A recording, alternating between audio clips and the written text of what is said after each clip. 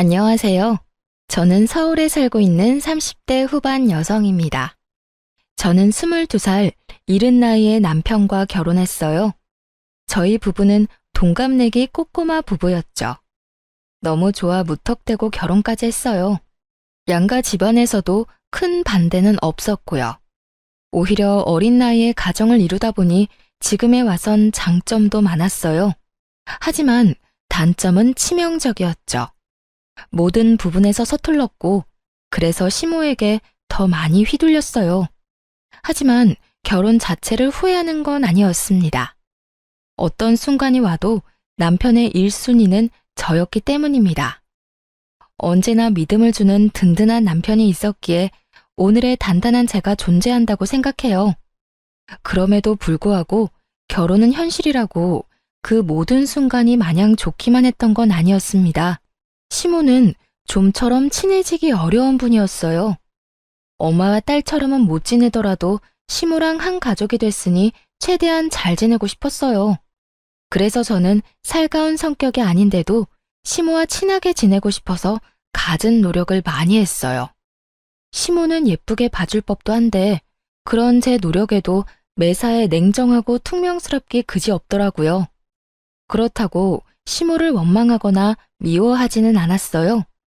시간이 지난 지금에서야 좀 원망스럽기는 한데 그때 어린 저는 오히려 제 자신을 탓했었거든요. 스스로 내가 좀 더 야무진 며느리면 좋았을 텐데 하고 매일 자책하고 속상해했어요. 시집와서 시모한테 가장 많이 들은 말은 너는 어려서 뭘 모른다는 라는 말이었어요. 초반에는 정말 생활력 가지고도 엄청 구박받았죠. 시모는 제가 친해지려고 노력하면 할수록 벽을 두는 스타일이었어요. 제가 매년 생일 때마다 직접 끓인 미역국과 갖은 음식들을 차려줘도 시큰둥했죠. 그렇게 10년 넘는 생활을 함께 지내다 보니 웬만해서는 저도 상처받지 않았어요. 시모에게 고맙다는 그 말 한마디 듣는 데에 저는 10년이나 걸렸죠. 그래서인지 그냥 시모는 원래 저렇게 시니컬한 사람이구나 적응해버렸어요. 시모가 좀 서운하게 대해도 나한테만 무뚝뚝한 사람이 아니니까 하며 잘 넘길 수 있었고요. 시모는 남편에게도 고맙다거나 사랑한다는 말을 잘 하지 않는 사람이었거든요. 그래서인지 몰라도 남편과 저는 서로에게 사소한 거라도 표현을 더 잘했던 것 같아요. 서로에게 부족한 결핍 같은 걸 굳이 말하지 않아도 느끼고 있었으니까요. 무엇보다 남편이 시모를 언제나 가족처럼 챙겨줘서 고맙다고 말해줄 때면 저에겐 그게 너무나 큰 힘이 됐죠. 이제 40대를 바라보는 저도 이젠 살림왕이 됐고 시모도 예전처럼 저를 혼내거나 윽박지르진 않았어요. 어쩌면 어릴 때는 어린 마음에 시모에게 무조건 잘 보이고 싶었고 예쁨 받고 싶어서 노력하는 바람에 더 못 친해졌는지도 몰라요. 나이 들수록 좋은 모습만 보이려고 애쓰지 않고 오히려 가식 없이 자연스럽게 지냈죠. 제 주변만 둘러봐도 시댁이랑 안 싸우면 다행이었지 시모랑 엄청 살갑게 지내는 사람들은 몇 없더라고요. 그래서 저는 이 정도면 그 흔한 고부 갈등 없이 평범하게 잘 살고 있구나 싶었어요. 그러다 결혼 10년 만에 저와 시모의 관계에는 큰 변화가 생겼어요. 처음에는 제게 살갑게 대해주기 시작했죠. 그 변화의 계기는 바로 해외여행이었어요. 저희 부부는 사는 게 빠듯해서 신혼여행 이후로 해외여행은 따로 가보지 못했어요. 가까운 국내 여행도 마음먹고 가도 아주 짧게 1박 2일 정도 다녔죠. 그래서 저희는 결혼 10주년 기념으로 해외여행을 계획했어요. 그런데 저는 이왕 떠나는 거 양가 부모님도 함께 모시고 여행 가고 싶더라고요. 그런데 막상 제가 고집했는데 저희 부모님은 일정 맞추기도 어렵고 해외까지 먼 길 떠나고 싶지 않다고 거절하셨어요. 가족여행은 가까운 국내로 가고 싶으시다고 다음을 기약했죠. 의외로 무뚝뚝한 시모가 무조건 같이 가고 싶다고 좋아했고요. 남편은 오히려 말렸어요. 불편한 자리를 굳이 만들고 싶지 않다고 말이죠. 하지만 한 번쯤은 남편과 저를 위해서라도 더 늦기 전에 부모님과 좋은 추억을 남기고 싶었어요. 낯선 타국에서 저와 시모는 정말 모녀처럼 잘 지냈어요. 시모는 여행 내내 평소보다 싱글생글 아주 기분 좋아 보였어요.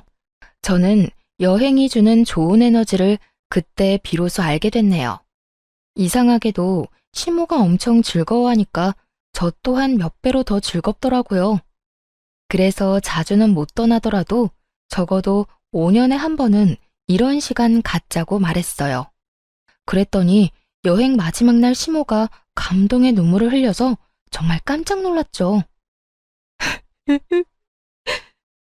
어머님, 왜 그러세요? 우세요? 아이고, 정말 내가 주책이다. 나도 나이가 들긴 들었나 봐. 참으려 해도 도저히 눈물을 참을 수가 없네.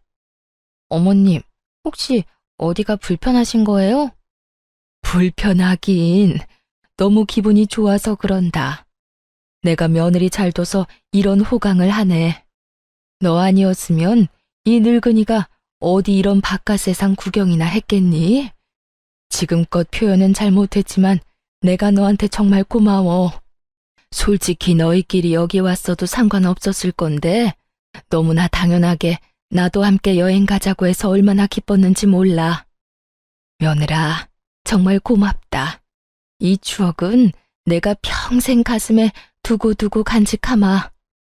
시모는 저희 부부랑 떠났던 해외여행이 엄청 인상적이었는지 여기저기에다 제 자랑을 하고 다니는 듯 했어요. 게다가 며느리와 아들과 함께한 동남아 여행이라며 톡 프로필 사진을 저와 찍은 사진으로 도배하셨더라고요. 그리고 저희 어머님 성격상 절대 마음에 없는 소리 할 뿐 아닌데 주변 사람들에게 엄청 제 칭찬을 하고 다닌다는 소식도 들었죠. 그리고 저 역시 저를 보는 시모의 눈빛이 엄청나게 달라졌다는 걸 피부로 많이 느꼈어요. 말투도 너무 사근사근했고 저를 바라보는 눈빛에는 언제나 애정이 뚝뚝 흘렀죠. 하지만 10년 만에 제게 표현했던 시모의 관심과 애정은 얼마 안 가서 차게 식어버렸어요. 얼마나 짧았으면 저는 꿈이라도 꾼 줄 알았다니까요. 집안에 새로운 식구가 들어오고 저는 순식간에 찬밥 신세가 되어버렸죠.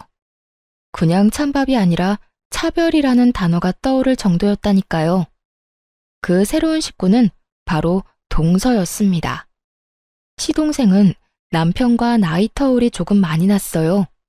그래서 저희가 결혼하고 10년 만에 시동생이 결혼을 했죠. 저는 저처럼 어린 나이에 시집온 동서를 보고 잘 지내고 싶었어요. 처음 시집 왔을 때 저도 동서처럼 저렇게 맑았고 어렸겠지 하고 생각하니까 막 더 챙겨주고 싶고 마음이 많이 쓰이더라고요. 남편과 제가 시동생을 키우다시피 해서 저 또한 시동생이 남동생 같은 느낌이 있었는데 동서 역시나 어려서 제 여동생 같은 느낌이 들었어요. 그리고 어려서부터 도련님은 제 험난한 결혼 생활을 봐왔기에 문득 동서가 시모랑 잘 지낼지 걱정이 좀 됐나 봐요. 그래서 저에게 동서 잘 부탁한다고 엄청 신경 쓰더라고요. 형수님, 이 사람 잘 좀 부탁할게요. 아직 기본적인 살림도 잘할 줄 몰라요. 근데 우리 엄마가 워낙 무섭잖아요. 많이 혼나지 않게 착한 우리 형수님이 잘 가르쳐 주세요. 당연하죠. 어느새 다 커서 꼬마 신랑이 됐네요. 걱정 마요. 내가 가르쳐 줄 수 있는 건 다 가르쳐 줄게요. 동서, 나도 드디어 동서가 생겨서 너무 기뻐요. 우리 앞으로 같이 잘 지내봐요. 그런데 우리 어머님 그렇게 안 무서워요. 가끔 츤데레 같은 면은 있으신데 마음이 엄청 따뜻한 분이거든요. 네? 아, 그렇구나. 근데 어머님 전혀 안 무섭던데? 저한테는 엄청 잘해주셨어요. 되게 예뻐해 주시던데. 어머, 그럼 너무너무 다행이네요. 그래도 혹시 힘든 일 있으면 나한테 꼭 말해요. 말 편하게 해도 되죠? 내가 동서 도울 수 있는 건 언제나 도와줄게. 네, 편하게 하세요. 말씀 감사해요. 동서는 분명 계속 웃고 있었지만 어쩐지 조금 새침해 보였어요. 저는 아직은 낯을 가려서 그런 거라 생각했죠. 솔직히 제가 시모를 아무리 좋아한다 해도 제가 20대 때 겪은 시모는 많이 무서웠기 때문에 당연히 어린 동서가 무척 걱정되긴 했어요. 그런데 동서가 곧바로 제게 시모에게 엄청 예쁨 받는다고 말하니 저는 질투는커녕 너무 다행이라 생각했죠. 비유를 하자면 시모가 약간 이빨 빠진 호랑이처럼 변했구나 싶었어요. 그런데 시동생과 동서랑 대화를 한참 나누고 있는데 시모가 급한 일이라도 있는 듯 제게 달려와서 뜬금없이 날카로운 송곳니를 드러내더라고요. 예, 깜짝이야. 어머님, 무슨 일 있으세요? 너 혹시라도 우리 새아가한테 시집살이 하려거든 당장 꿈 깨라. 네? 어머님, 갑자기 그게 무슨 말씀이세요? 제가요? 내 말은 너 혹시라도 10년 먼저 결혼했다고 우리 집 귀하디 귀한 새 가족한테 이상한 유세 떨지 말란 말이야. 알겠니? 요즘 말로 그 뭐니? 꼰대라는 말이 있지 않니? 혹여나 못 연장자라고 알려준답시고 괜히 나서지 말고 우리 새아기 앞으로 너는 이 시엄마만 믿어라. 알겠지? 농담이라 하기에 시모의 말은 너무 따끔했고 그 표정은 저를 잡아먹을 듯 으르렁거렸어요. 저는 그 상황이 당황스러우면서도 동서 앞이니 민망하더라고요. 시모에게 며느리라 하면 당연히 저도 포함 아닌가요? 그런데 시모는 저는 마치 며느리가 아닌 것처럼 동서에게만 우리 귀한 며느리라 칭하면서 뜬금없이 제게 경고장을 날렸어요. 누가 보면 제가 동서한테 시집살이라도 하는 줄 알겠더군요. 엄마, 뭐 잘못 드셨어요? 갑자기 흥분해서 왜 그래? 우리 형수님이 그럴 사람이야? 너는 이 녀석아, 네 형수 편 들기 전에 새애기나 잘 챙겨. 다행히 그 상황이 저만 당황스러운 건 아니었나 봐요. 시동생 역시 황당하다는 듯 흥분한 시모를 뜯어말렸죠. 하지만 시모는 아랑곳하지 않고 침을 튀겨가며 제게 말했어요. 어린 동서가 혹시라도 마음고생하지 않게끔 눈치 주지 말고 잘 챙기라고요. 제게 신신당부하는 시모를 보는데 썩 기분이 좋지는 않았어요. 맹세코 동서를 미워하거나 그럴 마음 전혀 없었는데 괜히 시모가 동서 앞에서 이상한 소리 하니까 마음이 확 상했죠. 그런데 동서의 말에 저는 한 번 더 충격을 받았어요. 어머님 짱! 제 편 들어주셔서 감사해요. 저 너무 든든한 거 있죠? 아유, 예뻐라. 어쩜 저렇게 애교가 흘러넘칠까? 색이 너 보면 안 좋았던 기분도 다 좋아져. 분명 그 상황에서 동서가 할 적절한 말이 아니잖아요. 그냥 어려서 그런 거겠지 넘어가기엔 동서의 반응이 너무 이상하고 찝찝했어요. 게다가 동서는 그 상황을 즐기고 있는 듯한 얼굴이었죠. 하지만 갓 결혼한 서방님이 엄마에 이어서 너까지 눈치 없이 굴지 말라며 새색시인 동서를 혼내는 바람에 저도 따로 말은 덧붙이지 않았네요. 대신 어머님께는 참지 않고 말했어요. 아, 그러니까 어머님 말씀은 어머님이 저한테 그러셨던 것처럼 하지 말라는 거죠? 뭐? 걱정 마세요. 저는 워낙 누구한테 미운 말은 못하는 성격이라서요. 시모는 제 말 듣고 입을 꾹 다물더라고요. 얼굴 보니까 본인이 어떻게 행동했었는지 머릿속으로 막 떠올리는 듯 했어요. 동서는 둘째치고 갑자기 제가 시모한테 왜 미운 털이 박힌 건지 집에 가서 나름대로 그 상황을 분석해 보려 했어요. 분명 여행 후에 사이가 좋아졌다고 생각했는데 갑자기 저에게 적대적인 시모를 보면서 제가 모르는 어떤 이유가 있을지 모르겠다 싶었죠. 저도 모르게 무슨 실수를 한 건 아닐까 생각했는데 아무리 생각해도 이유를 찾을 수 없었어요. 그래서 한동안 시댁에 발길 딱 끊었어요. 그게 제가 유일하게 할 수 있는 표현이었죠. 10년 동안 시모에게 아무리 혼나도 시댁에 안 가겠다는 말은 해본 적 없는 저였거든요. 남편에게 시댁에 혼자 다녀오라고 하니까 아니나 다를까 저희 남편 엄청 놀라더군요. 당신 혹시 엄마랑 무슨 일 있어? 그게 아니야. 별일 없었어. 나 좀 피곤해서.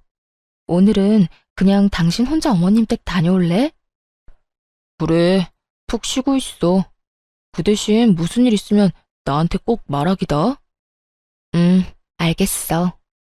남편이 무슨 일 있냐고 묻는데 딱히 꼬집어서 말할 게 없더라고요. 아니, 어머님이 나를 갑자기 이유 없이 미워하는 것 같고, 새로운 동서는 나를 별로 안 좋아하는 것 같다고 말하기엔 너무 유치하고, 제 주장을 뒷받침할 만한 것도 없잖아요.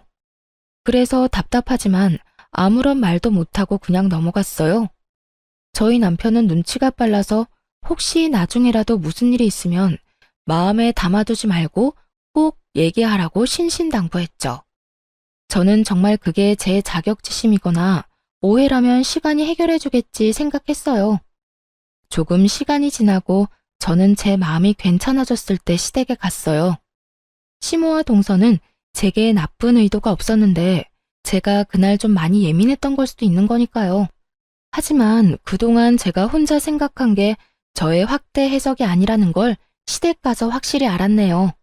시모와 동서는 이제 대놓고 저를 배제하더군요. 둘은 저를 두고 눈길 한번 말 한마디 안 걸었어요. 그러고 둘이서 주말에 같이 쇼핑 가자, 데이트하자는 둥 둘만 하는 이야기만 계속했죠. 애초에 낄 생각도 없었지만 너무 티나게 저를 무시하는 덕분에 저는 그 자리에 없는 투명인간이라도 된 듯 했습니다. 어머님, 이번 주에 또 백화점 갈까요? 엄청 맛있는 디저트 집이 새로 오픈했대요. 그래? 네가 가고 싶으면 내가 같이 가야지. 역시 어머님 최고. 그럼 저번에 먹었던 솥밥 먼저 먹고 그 다음에는 후식으로 디저트 먹으러 갈까요? 아무렴, 우리 아가 너 하고 싶은 대로 다 해라. 난 네가 좋으면 다 좋아. 요즘 너 때문에 내가 웃는다. 내 친구들이 다 부러워해. 며느리랑 친한 친구처럼 잘 지낸다고 말이야. 진짜요? 저도 친구들이 다 부러워하는걸요? 어머님 같은 시어머니 세상 어디에도 없대요. 아이고, 참 말도 예쁘게 하지. 오랜만에 얼굴 본 저에게는 너 왔냐고 대충 말하더니 동서에게만 대놓고 친근함을 표시했어요. 저는 그냥 생각에 잠겨서 묵묵히 설거지만 했습니다. 설거지만 하고 금방 나가야지 생각했어요. 사실 설거지도 내팽개치고 집에 갔으면 됐는데 세월과 습관이 참 무섭더라고요. 저도 모르게 습관처럼 아무 생각 없이 고무장갑을 꼈거든요. 내가 딸이 없어서 그동안 외로웠어. 아들 둘만 있으니까 얼마나 삭막했는지 몰라. 이제 수연이가 내 딸 되어주는 거다. 저를 옆에 두고 대놓고 동서에게만 딸 어쩌고 하는데 솔직히 저도 사람인지라 너무 서럽더라고요. 제가 동서 나이 때 시모랑 친하게 지내려고 노력하면 땡 하고 찬바람 불었던 시모였으니까요. 그리고 얼마 전까지는 저한테 딸 어쩌고 했던 시모라서 그 심경의 변화가 궁금했어요. 그래서 저는 설거지를 급하게 끝내고 어머님 옆에 일부러 앉았어요. 이후로 시댁에 다시 안 온다고 해도 쌓인 서러움은 다 토해내고 싶었죠. 어머님, 저 조금 서운하라고 해요. 저는요? 저도 좀 껴주세요. 정말 10년 동안 저는 아무런 힘이 안 됐어요. 저번에 여행 다녀와서는 저보고 딸 같은 며느리라고 하셨었잖아요. 시모에게 대놓고 서운한 마음을 내비쳤는데 시모가 말로 제 가슴에 비수를 꽂더라고요. 어머, 너는 갑자기 징그럽게 왜 붓고 그러냐? 나이 어린 동서 앞에서 창피함도 모르고. 에이그, 저리 좀 가라. 왜 옆에 앉아서는? 그리고 그건 여행 가서 잠시 기분 좋아서 그랬던 거지. 시모는 기겁하며 저를 온몸으로 피했어요. 여행 보내줘서 고맙다고 평생 가슴에 간직하겠다며 울었던 사람은 도대체 어디 갔는지 모르겠더라고요. 저는 이제 더 이상의 노력은 하지 않아야겠다 생각했어요. 잘 지내보려는 내 노력들 다 부질없는 거였구나 싶었고요. 항상 나만 진심이었구나. 아주 머리를 세게 맞은 듯 얼얼한데 그때 구박받는 저를 보고 동서가 푹 하고 웃음이 터지는 게 아니겠어요? 그 순간 동서가 어찌나 얄미웠는지 몰라요. 열받아서 한마디 하려는데 급하게 동서 데리고 자리를 뜨는 시모 때문에 뭐라 말도 못했어요. 그래서 저는 되도록 이런저런 핑계를 대며 만날 기회를 피했어요. 신경 끄고 안 보는 게 최선이라고 생각했거든요. 그냥 저희 남편 한 사람만 바라보면서 둘이 오붓하게 잘 살기로 마음먹었어요. 그런데 시모는 그런 제 마음을 아는지 모르는지 어쩌다 한 번씩 만나는데도 그때마다 제 마음에 어떻게든 생채기를 내려고 작정한 사람 같았어요. 굳이 저와 동서를 비교하면서 저를 깎아내리려 했거든요. 시모가 좀 냉정하고 까칠했어도 그렇게까지 모질게 구는 사람은 아니었는데 나이 들어서 노망이라도 든 건지 도대체 왜 저러나 싶었죠. 시부 제사를 지내러 간 날 저는 분통을 터뜨리고야 말았어요. 실은 저 말고 남편이 먼저 시모의 차별에 터졌네요. 아버님 제사라서 저희 부부 나름 최대한 일찍 온 거였는데 시모는 동서랑 거의 다 했다며 투덜거렸어요. 남편은 10년 동안 제가 다 했는데 고작 오늘 한 번으로 너무 그러지 말라고 시모에게 말했죠. 그래서 좀 잠잠해지나 했더니 아니나 다를까 시모는 가만히 있지 않았어요. 우리 장남이 어린 나이에 공무원 합격한 건 정말 잘된 일이야. 하지만 아무것도 모르는 어린 나이에 조건도 안 보고 아무나 하고 일찍 결혼하는 바람에 우리 집이 좀 기우는 느낌이 들었었지.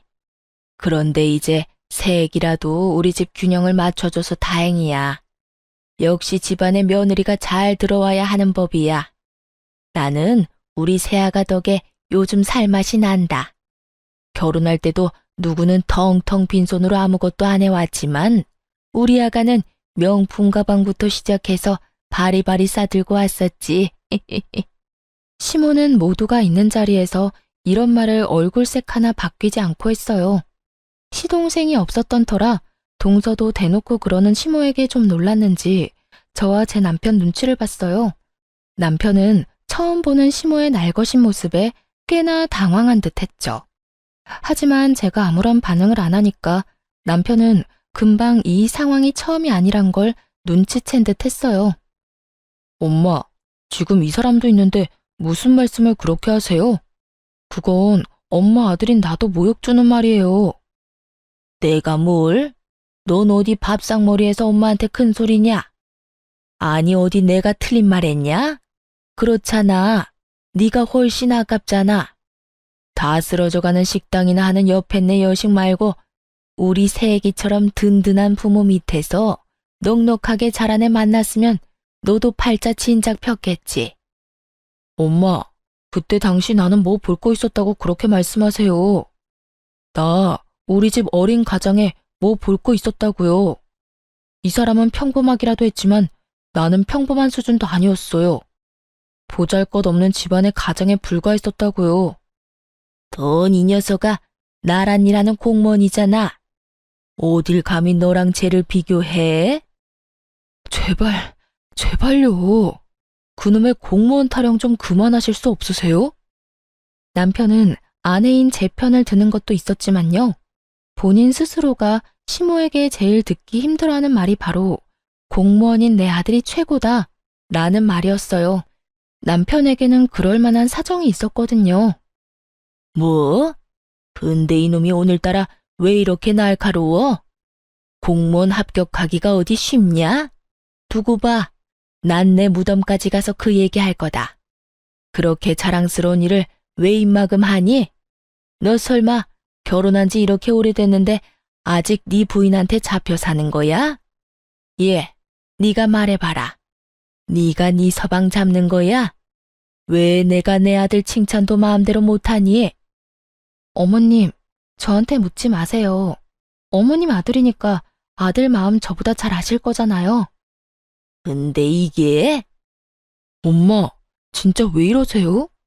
내가 만약 이 사람한테 잡혀 살았으면 그때 엄마 모시고 다 같이 해외여행이나 갔다 왔겠어요? 그때 여행도 다 이 사람이 저랑 엄마 생각해서 준비했는데 왜 그런 맘들은 모른 척 하시고 이 사람한테 계속 모진 말만 내뱉으세요? 도대체 왜 그러시냐고요? 어머머, 정말 여행 한번 갔다 온 거 가지고 엄청 우려먹는구나. 넌 신랑 앞세워서 이사달 만드니까 좋아? 그깟 해외여행 딱 한 번 가지고 말이야. 엄마, 정말 마지막으로 말씀드리는데 더 이상 후회할 행동하지 마세요. 내가 쟤한테 뭐가 아쉬워서 후회를 해? 참나. 저 사람한테 막대하는 거 저 더 이상 못 참아요. 아무리 엄마라 해도요. 대화가 안 통하는 시모의 남편은 감정을 주체하지 못해서 먼저 가보겠다며 뛰쳐나갔어요. 사실 남편이 제 팔목 잡고 나가려는데 제가 침착하게 할 말이 있다고 남편 먼저 보내고 남았어요. 저도 저지만 이제 남편의 상황을 말해줄 때가 됐다고 생각했거든요. 원래는 남편과 제사 다 끝나고 시모에게 함께 비밀을 밝히기로 했었는데 흥분한 남편은 침착하게 말 못할 것 같아서 제가 혼자 남았어요. 저는 이제는 진실을 알려주고 저와 남편을 지키기로 마음먹었어요. 남편과 저만 아는 비밀이 있었거든요. 제가 그동안 쌓인 말 다 내뱉고 드디어 비밀을 밝히려는데 뒷목 잡고 있는 시모 대신에 동서가 또 눈치 없이 끼어들었죠. 생각해보면 그날 만약 자리에 서방님이라도 있었으면 동서는 그렇게까지 싸가지 없게 끼어들진 못했을 것 같아요. 시동생은 그날 출장 다녀와서 밤늦게 오기로 했었거든요. 형님, 미치셨나봐요, 드디어. 어머님 괜찮으세요? 이제 제가 있으니까 걱정 마세요. 제가 보기엔 어머님 잘못 하나도 없는걸요? 아니, 형님, 이렇게 중간에서 모자 사이를 이간질하면 어떡해요? 아주버님은 10년이나 같이 살았는데 형님 본 모습을 아직도 모르시나 봐요. 아이고, 우리 새끼 말 잘한다. 시모는 나서서 자기 편드는 동서를 두둔했어요. 동서는 저번 일로 제게 앙심을 품었는지 아주 눈에 도끼가 피어오르더라고요. 저는 그래서 이번에야말로 동서에게도 따끔하게 제대로 경고해둬야겠다 싶었어요. 그때는 제가 너무 순한 맛으로 굴었으니까요. 동서야말로 뭐 하는 거야, 지금? 네? 제가 뭘요? 내가 이간질을 언제 뭘 어떻게 했는데? 내가 납득할 수 있게 내가 이간질한 거 당장 다 말해봐. 그렇잖아요. 어머님이 저 예뻐하니까 질투하고 괜히 남편 앞세워서 어머님 곤란하게 만든 거 아니에요? 말 함부로 하지 마, 동서. 내가 질투했다고? 난 어머님이 나한테 독박으로 일 시키고 구박해도 동서 탓한 적 없어. 오히려 매번 이런 식으로 중간에서 이간질하는 건 동서 쪽 아니야? 아무것도 모르는 척 해맑은 척 하지만 누구보다 다투는 상황 즐기고 있는 것 같아. 매번 묘하게 웃고 있잖아. 아까도 말야. 어머님이 나 무안 주실 때 입꼬리 올라가더라. 동서는 지금 그런 상황들이 웃겨? 소름 끼치니까 제발 그 표정이라도 숨겨주라. 만약 나였더라면 적어도 내가 끼어있는 입장이었다면 말이야. 화해를 도모하려고 노력은 못하더라도 이렇게 이간질은 안 했을 거야. 형님, 제가 언제 웃었다고 그래요? 제가 시원하게 일침 날리자 동서는 전곡을 찔린 것처럼 어버버거리더군요. 그도 그럴 것이 제가 맞는 말만 하니까 꽤나 당황했나 봐요. 동서는 자기가 언제 웃었냐며 목소리가 쥐구멍 들어갈 만큼 작아지더라고요.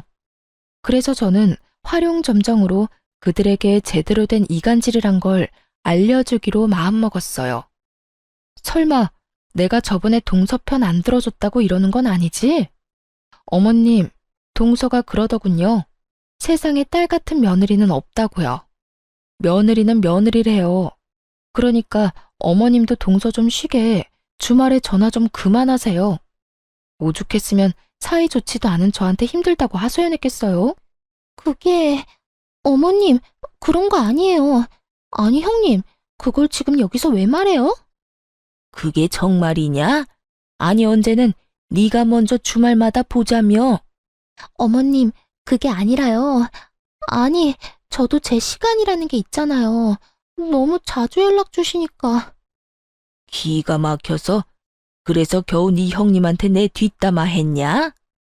저는 동서에게 더 이상 까불지 말라는 눈빛을 쏘아주고 시모에게도 인사도 없이 시댁을 나왔어요. 흥분한 나머지 결국 남편의 이야기는 꺼내지도 못하고 나와버렸죠. 남편이 말하지 못했던 속사정을 여러분께 지금부터 알려드릴게요. 남편은 늘 저와 친정 부모님께 받기만 했다며 미안해했어요. 그런데 시모는 대놓고 제게 모질게 구니까 죄스러워했죠. 남편이 저를 사랑하기도 하지만 그러는 데에는 커다란 이유가 있었어요. 저는 평범한 가정에서 자랐어요. 부모님께서는 오랫동안 한자리에서 식당하는 자영업자이셨죠. 남편과 저는 연애하다가 이른 나이에 사랑만 보고 결혼했어요. 준비 없이 한 결혼이라 저와 남편은 당시에 가진 게 정말 없었죠. 두 몸뚱이와 달마다 받는 각자의 월급이 재산의 전부였어요. 저희는 사회초년생들이었기에 정말 밑바닥부터 시작했죠. 심지어 남편은 시댁의 장남이자 가장이었으니까 더 힘들어했어요. 그럴 때마다 친정에서 크게는 못 도와줘도 항상 살림에 보태라고 가게 식재료 나눠주시고 했어요. 시모는 예단도 제대로 안 해온 집안이라고 저희 집을 비난했지만 남편은 저희 숨통 트이게 해준 게 저희 친정 부모님이라고 생각하고 있었죠. 사실 남편은 시댁 가족들 몰래 공무원을 그만두고 저희 친정 부모님이랑 같이 일하고 있는 상태였어요. 남편 성격에 자기는 친정에 도움받고 있는데 시모는 저를 이유 없이 구박만 하니까 아마 속이 아주 터졌을 거예요. 몇 해 전부터 공무원인 남편의 무기력증은 심해졌어요. 오랫동안 우울감을 토로해서 제가 먼저 일 그만두라 했죠. 공무원 그만두면 당장 뭐 먹고 사냐며 불안해하는 남편에게 저는 애가 없으니 둘이서 어떻게든 먹고 살지 않겠냐며 괜찮다 다독였어요. 남편이 공무원으로 일할 때 정신과도 여러 곳 다녀봤지만 계속 괴로워했었거든요. 그도 그럴 것이 남편의 직장에 계속해서 마찰하는 상사가 있는 듯 했어요. 남편은 선택권 없이 고등학교 졸업하자마자 대학 대신 공무원 시험을 택했어요. 갑자기 시부가 돌아가시고 어린 동생과 엄마를 책임져야 했으니까요. 늘 어깨가 무거웠던 남편은 어린 나이에 공무원 시험 합격해서 지금까지 군말 없이 일했어요. 그래서 얼마나 스트레스가 많았을지 저로서는 가늠도 안 갔죠. 그런 남편의 사정을 알았기에 저는 혹여나 남편을 잃을 수도 있겠다 겁도 났던 것 같아요. 그래서 자신 있게 공무원 그만두라고 했어요. 결혼하고 남편 호봉 충분히 올랐을 때 저는 회사를 그만둬서 전업주부였지만 10주년 가족 여행도 남편을 위해 비용을 제가 다 낸 거였어요. 주부인 제가 그 큰 돈이 어디서 났는지 궁금하시죠? 바로 부모님 김치 공장에서 일을 하면서 벌었어요. 친정 부모님은 남편만 괜찮으면 같이 일하자고 제안하셨죠. 저희 부부는 친정 부모님 덕에 위기를 기회로 바꿀 수 있었습니다. 부모님 평범하게 식당 한다고 했는데 갑자기 웬 김치 공장인지 궁금하시죠? 사실 부모님 식당 단골 손님 중에 엄마 김치 맛에 빠진 사람이 있었거든요. 정말 수년 동안 엄마께 제발 식당 접고 김치 사업 좀 같이 하자고 설득했대요. 엄마는 처음에는 사기꾼인 줄 알아서 듣는 둥 마는 둥 하셨어요. 자기 김치보다 맛있는 집이 널렸는데 어디서 사기치려고 매번 저러는지 모르겠다고 경계하신 거죠. 그러다 코로나 시기를 겪으면서 식당은 좀처럼 회복되지 않았어요. 발길이 끊긴 단골들이 많았는데 변함없이 찾아오는 단골 중 한 명이 그 투자자였어요. 결국 부모님은 그 사람을 믿어보기로 하셨고 김치 사업 열어서 1년 만에 대박이 난 거죠. 시모는 장남이 공무원이라는 사실에 무척 심취해 있는 사람이었고 만에 하나라도 그만두면 큰일 날 것처럼 굴었어요. 그래서 저희는 좀 자리 잡을 때까지 남편 퇴직한 거 비밀로 하기로 했어요. 시모 모르게 친정 부모님이랑 같이 일한 지 벌써 1년이 다 되어 갔죠.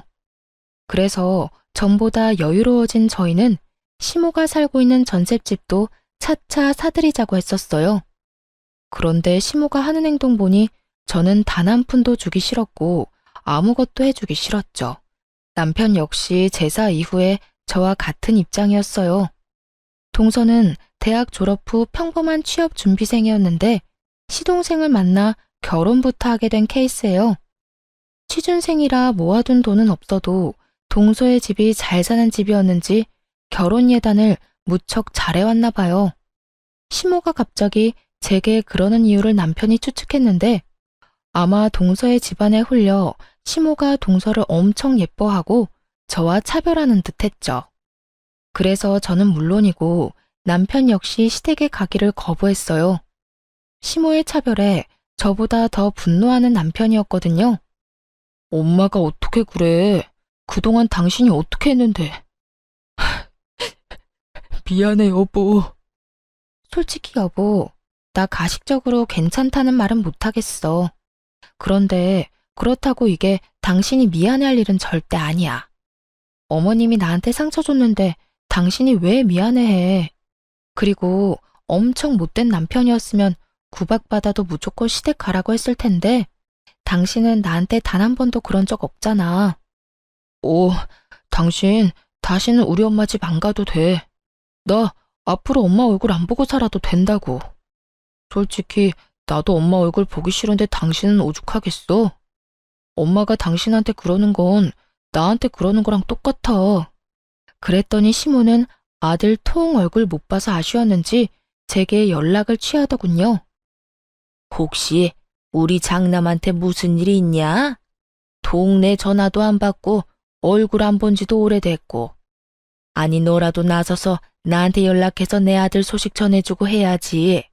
이건 뭐 며느리인지 남인지 모르겠구나. 어머님이 먼저 저한테 남보다 못하게 대하셨으니까요.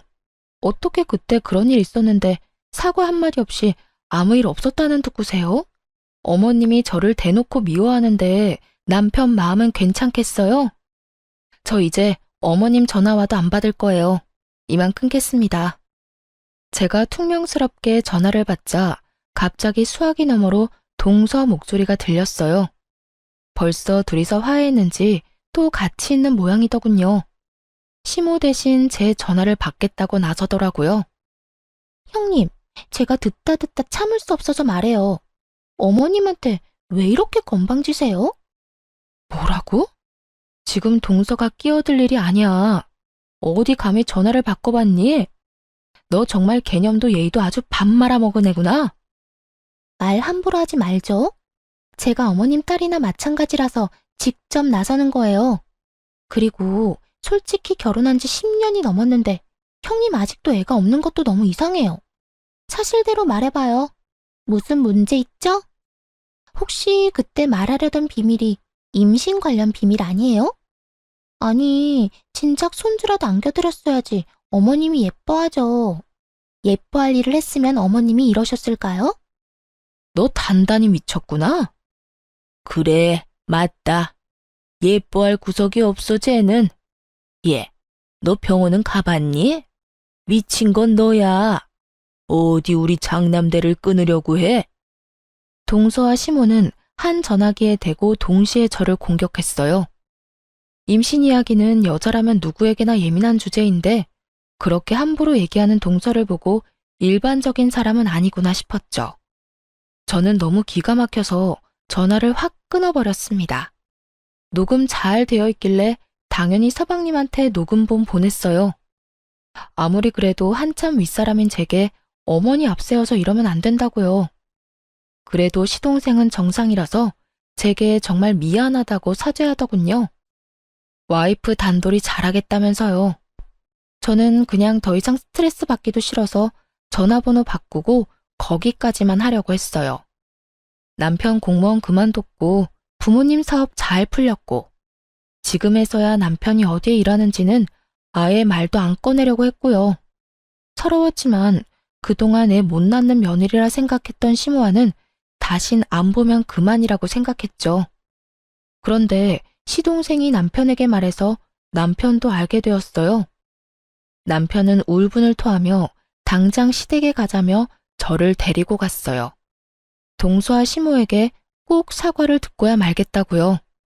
그러면서 집에 있는 통장 다 챙기는 남편 보고 의아하긴 했어요. 하지만 저도 참았던 서러움이 다 터져버려서 우느라 통장 챙기는 남편에게 뭐 하냐고 물어보지도 못했어요.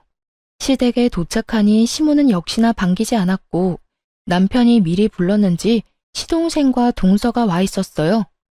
시동생 부부는 이미 싸웠는지 둘 다 표정이 안 좋더라고요. 어머님, 저희 왔어요. 정말 마지막이라 생각하고 어머님이라 불러봤네요. 그런데 역시나 시모 인사도 안 받고 휙 고개를 돌리더라고요. 동서 역시 믿는 구석이 있으니 저나 남편에게 인사도 안 했고요. 모든 게 불편해 보이는 시동생만 저와 남편에게 아는 체를 했어요. 그래서 저는 이제는 당하고 싶지 않아서 세게 나갔어요. 동서는 이제 인사도 안 하기로 한 거야? 아직은 한 가족이잖아. 윗사람한테 똑바로 하자. 꼰대같이 왜 저래 진짜? 제가 왜요? 반가운 사람한테 인사하는 거라 배워서요. 부모님이 동서를 한참 잘못 가르치셨네. 뭐라고요? 너 왜 그래 진짜? 자기는 걱정 마. 어머님이 내 맘대로 하고 싶은 대로 해도 된다 했거든? 그리고 왜 자꾸 내 편 안 들고 저 여자 편만 들어? 너 누구 남편인데? 진짜 미쳤어? 시동생은 막 나가는 동서 앞에서 무척 당황해했고 시모는 아니나 다를까 그런 동서를 두둔했어요. 그래, 내가 세기한테 그래도 된다고 허락했다. 그 긴 세월 애도 안 낳았으면서 너는 도대체 뭘 믿고 어디서 유세냐? 네가 그동안 내 아들 나란 일할 때 한 게 뭐냐? 집에서 밥만 축내고 말이야. 우리 가문의 대를 이을 사람은 우리 새애기 뿐이야. 너는 가망이 없잖니? 남편은 시모의 막말에도 동서의 시건방짐에도 전처럼 흥분하지 않았어요. 저도 피가 차게 식었지만 남편이 손을 잡길래 더 이상 나서지 않고 가만히 있었어요.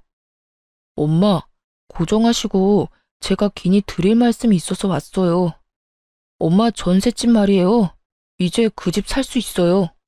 남편은 갑자기 집에서 챙겨온 통장들을 내밀었고 시모는 통장에 찍힌 큰 액수를 보고 깜짝 놀랐어요. 뭐, 정말이냐? 아이고, 역시 엄마 생각하는 건 우리 장남밖에 없다. 그럼 드디어 전세 생활 청산하고 내 집이 생기는 거야? 그런데 이게 금액이 많냐? 아니 공무원 월급으로 가능한 액수가 아닌데 장남 너 이 돈 다 어디서 난 거냐? 너 복권이라도 당첨된 거야? 응? 그런데 같이 통장 들여다보고 놀라던 동서가 이상하게 점점 표정이 안 좋아지더라고요. 어머님, 그런데 저한테 이 집 자가라고 하지 않으셨어요? 저는 지금까지 그렇게 알고 있었는데 저희 엄마 아빠도 그렇게 알고 계셔서 그동안 제 결혼에 돈 많이 쓴 거예요. 이 집 저한테 물려주신다고 하셨잖아요. 아니, 곧 된다는 거였지, 아가. 걱정 마라. 너도 이 통장 액수 좀 봐라. 곧 내 말대로 그렇게 되겠지?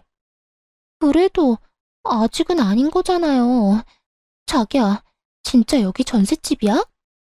엄마, 그런 거짓말을 왜 하셨어요? 그리고 여기가 엄마 집이라 했어도 당신이 뭐 했다고 받아? 그랬으면 받았어도 고생한 형수님이 받는 게 맞지. 시모의 거짓말에 노란한 동서는 서방님과 투닥거렸어요. 그때 남편은 조용히 좀 하라며 하던 말을 이어나갔죠. 네, 저 복권 당첨됐어요.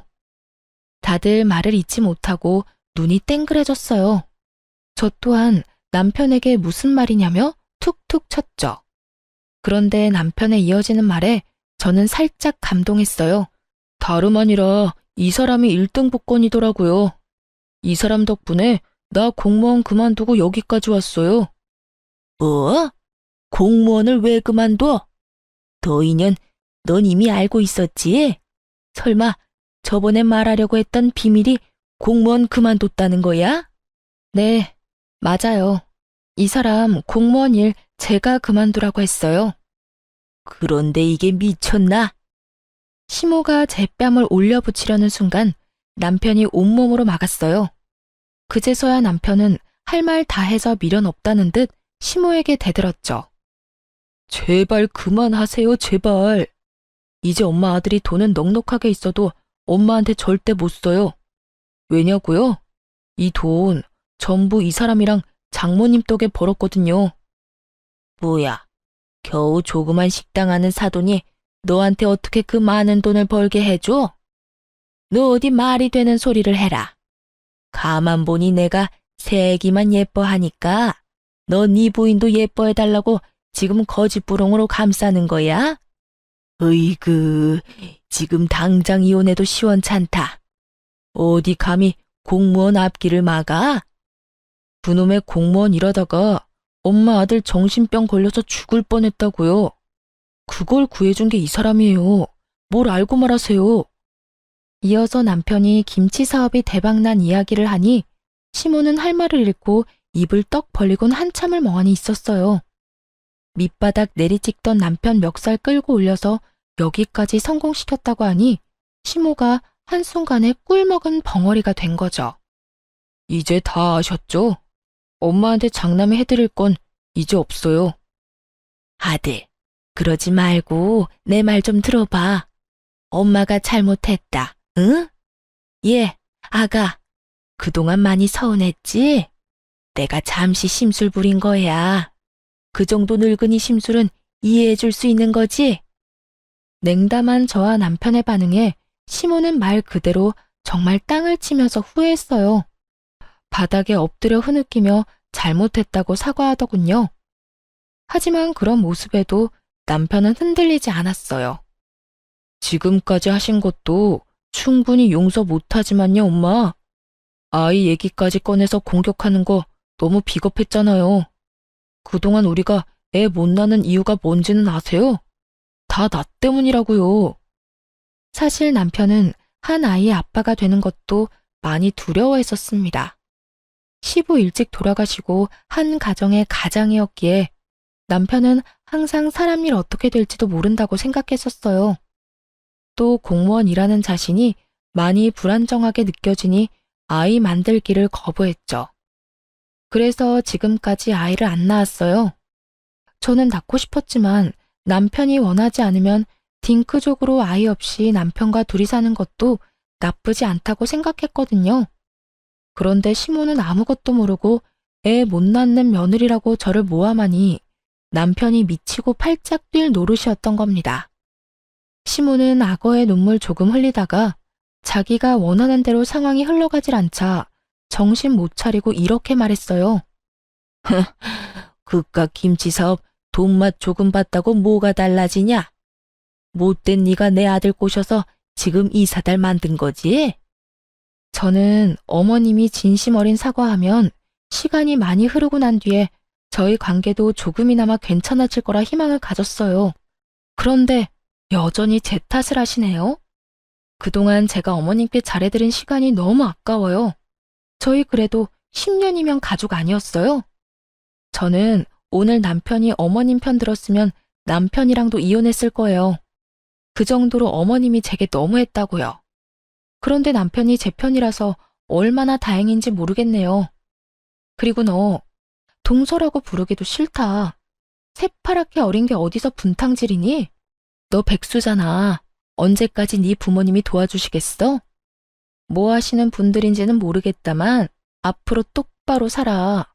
아님 너도 10년 후에 나처럼 시댁에서 팽당하고 내꼴난다. 뭐라고요? 난 당신처럼 멍청하게 안 당해. 야, 아까부터 내 와이프한테 함부로 말하지 마. 내 동생 부인이라서 내가 겨우 참은 거야. 너 정말 사람 보는 눈 없다. 어떻게 저런 천박한 여자랑 결혼한 거야? 형, 내가 미안해. 형수님, 제가 대신 죄송합니다. 동서는 시동생한테 가만히 있을 거냐고 사과를 왜 하냐며 소리를 고래고래 질렀어요. 내가 살면서 형 도움 얼마나 받았는지 다 아는 네가 이러면 안 되지. 당장 우리 형수님한테 사과드려. 너 이런 애인 줄 알았으면 나 너랑 결혼 안 했어.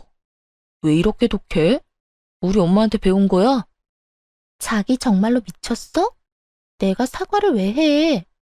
가만히 있지 말고 어머님이 말해봐요. 저 어머님만 믿었다가 이렇게 바보 됐잖아요. 그리고 왜 거짓말했어요? 집 자가라며. 이제는 장남한테 팽당해서 집도 못 사겠네요. 저한테 뭐 다른 거 주실 건 있으세요? 네?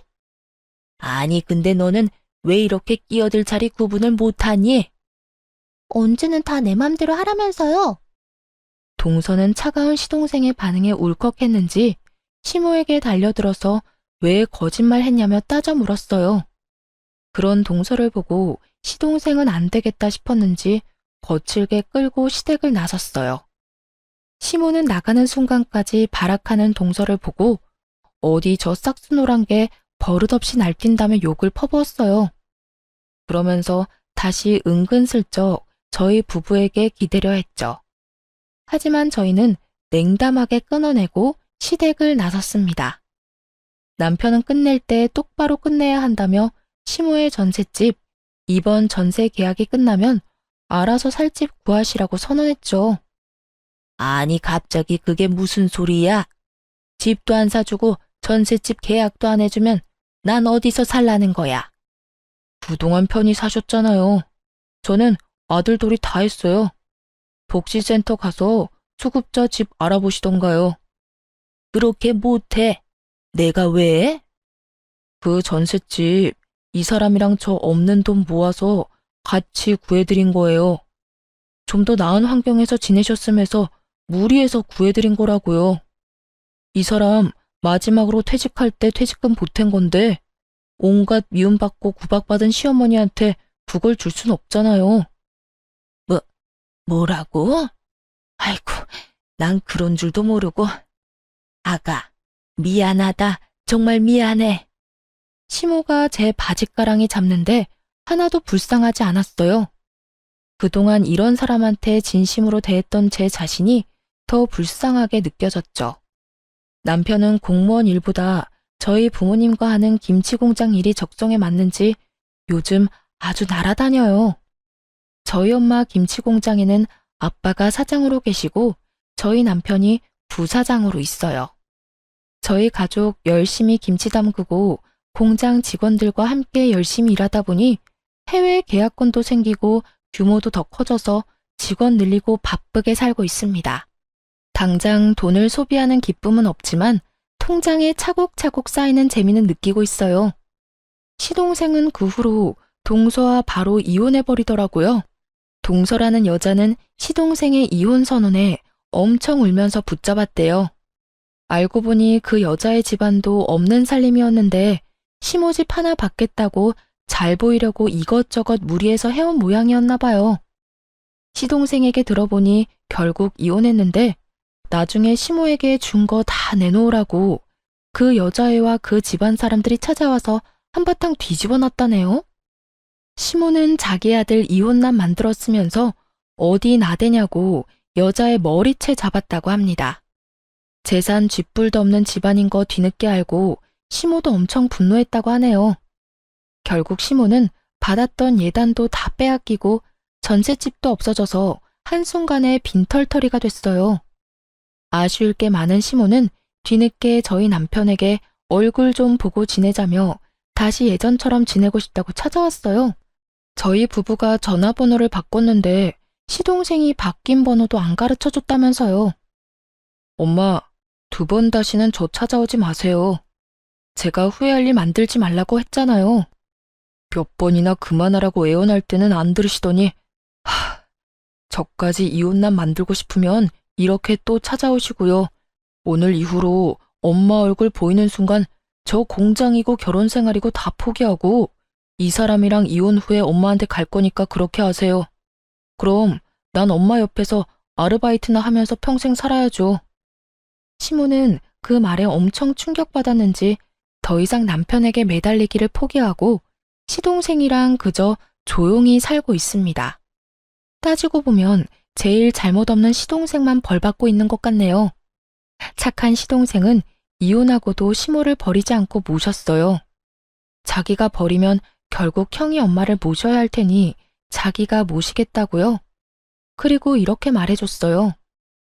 형수, 형, 둘만 생각하고 행복하게 살아요. 엄마는 내가 알아서 할게요. 그동안 내가 두 사람한테 받은 게 있잖아요. 저와 남편은 요즘 웃음이 끊이질 않아요. 스트레스였던 것들이 다 사라져서 그런지 남편은 예전처럼 약을 먹지 않아도 잠을 잘 자요. 저는 남들보다 조금 늦은 나이지만 자연 임신까지 성공했답니다. 마음의 건강을 되찾은 남편은 더 이상 아이를 가지는 것에 대한 두려움도 없어요.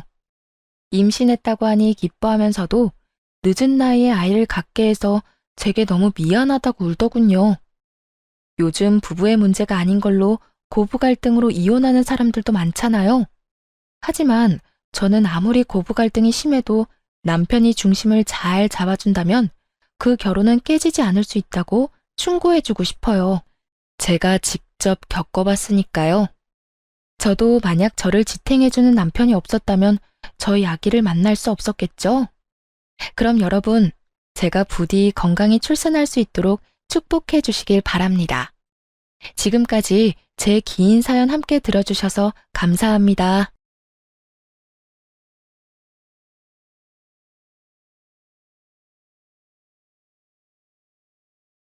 안녕하세요. 서울에 살고 있는 30대 초반 여자입니다. 지금 나름대로 탄탄한 기업에서 5년째 직장 생활을 하고 있는데요.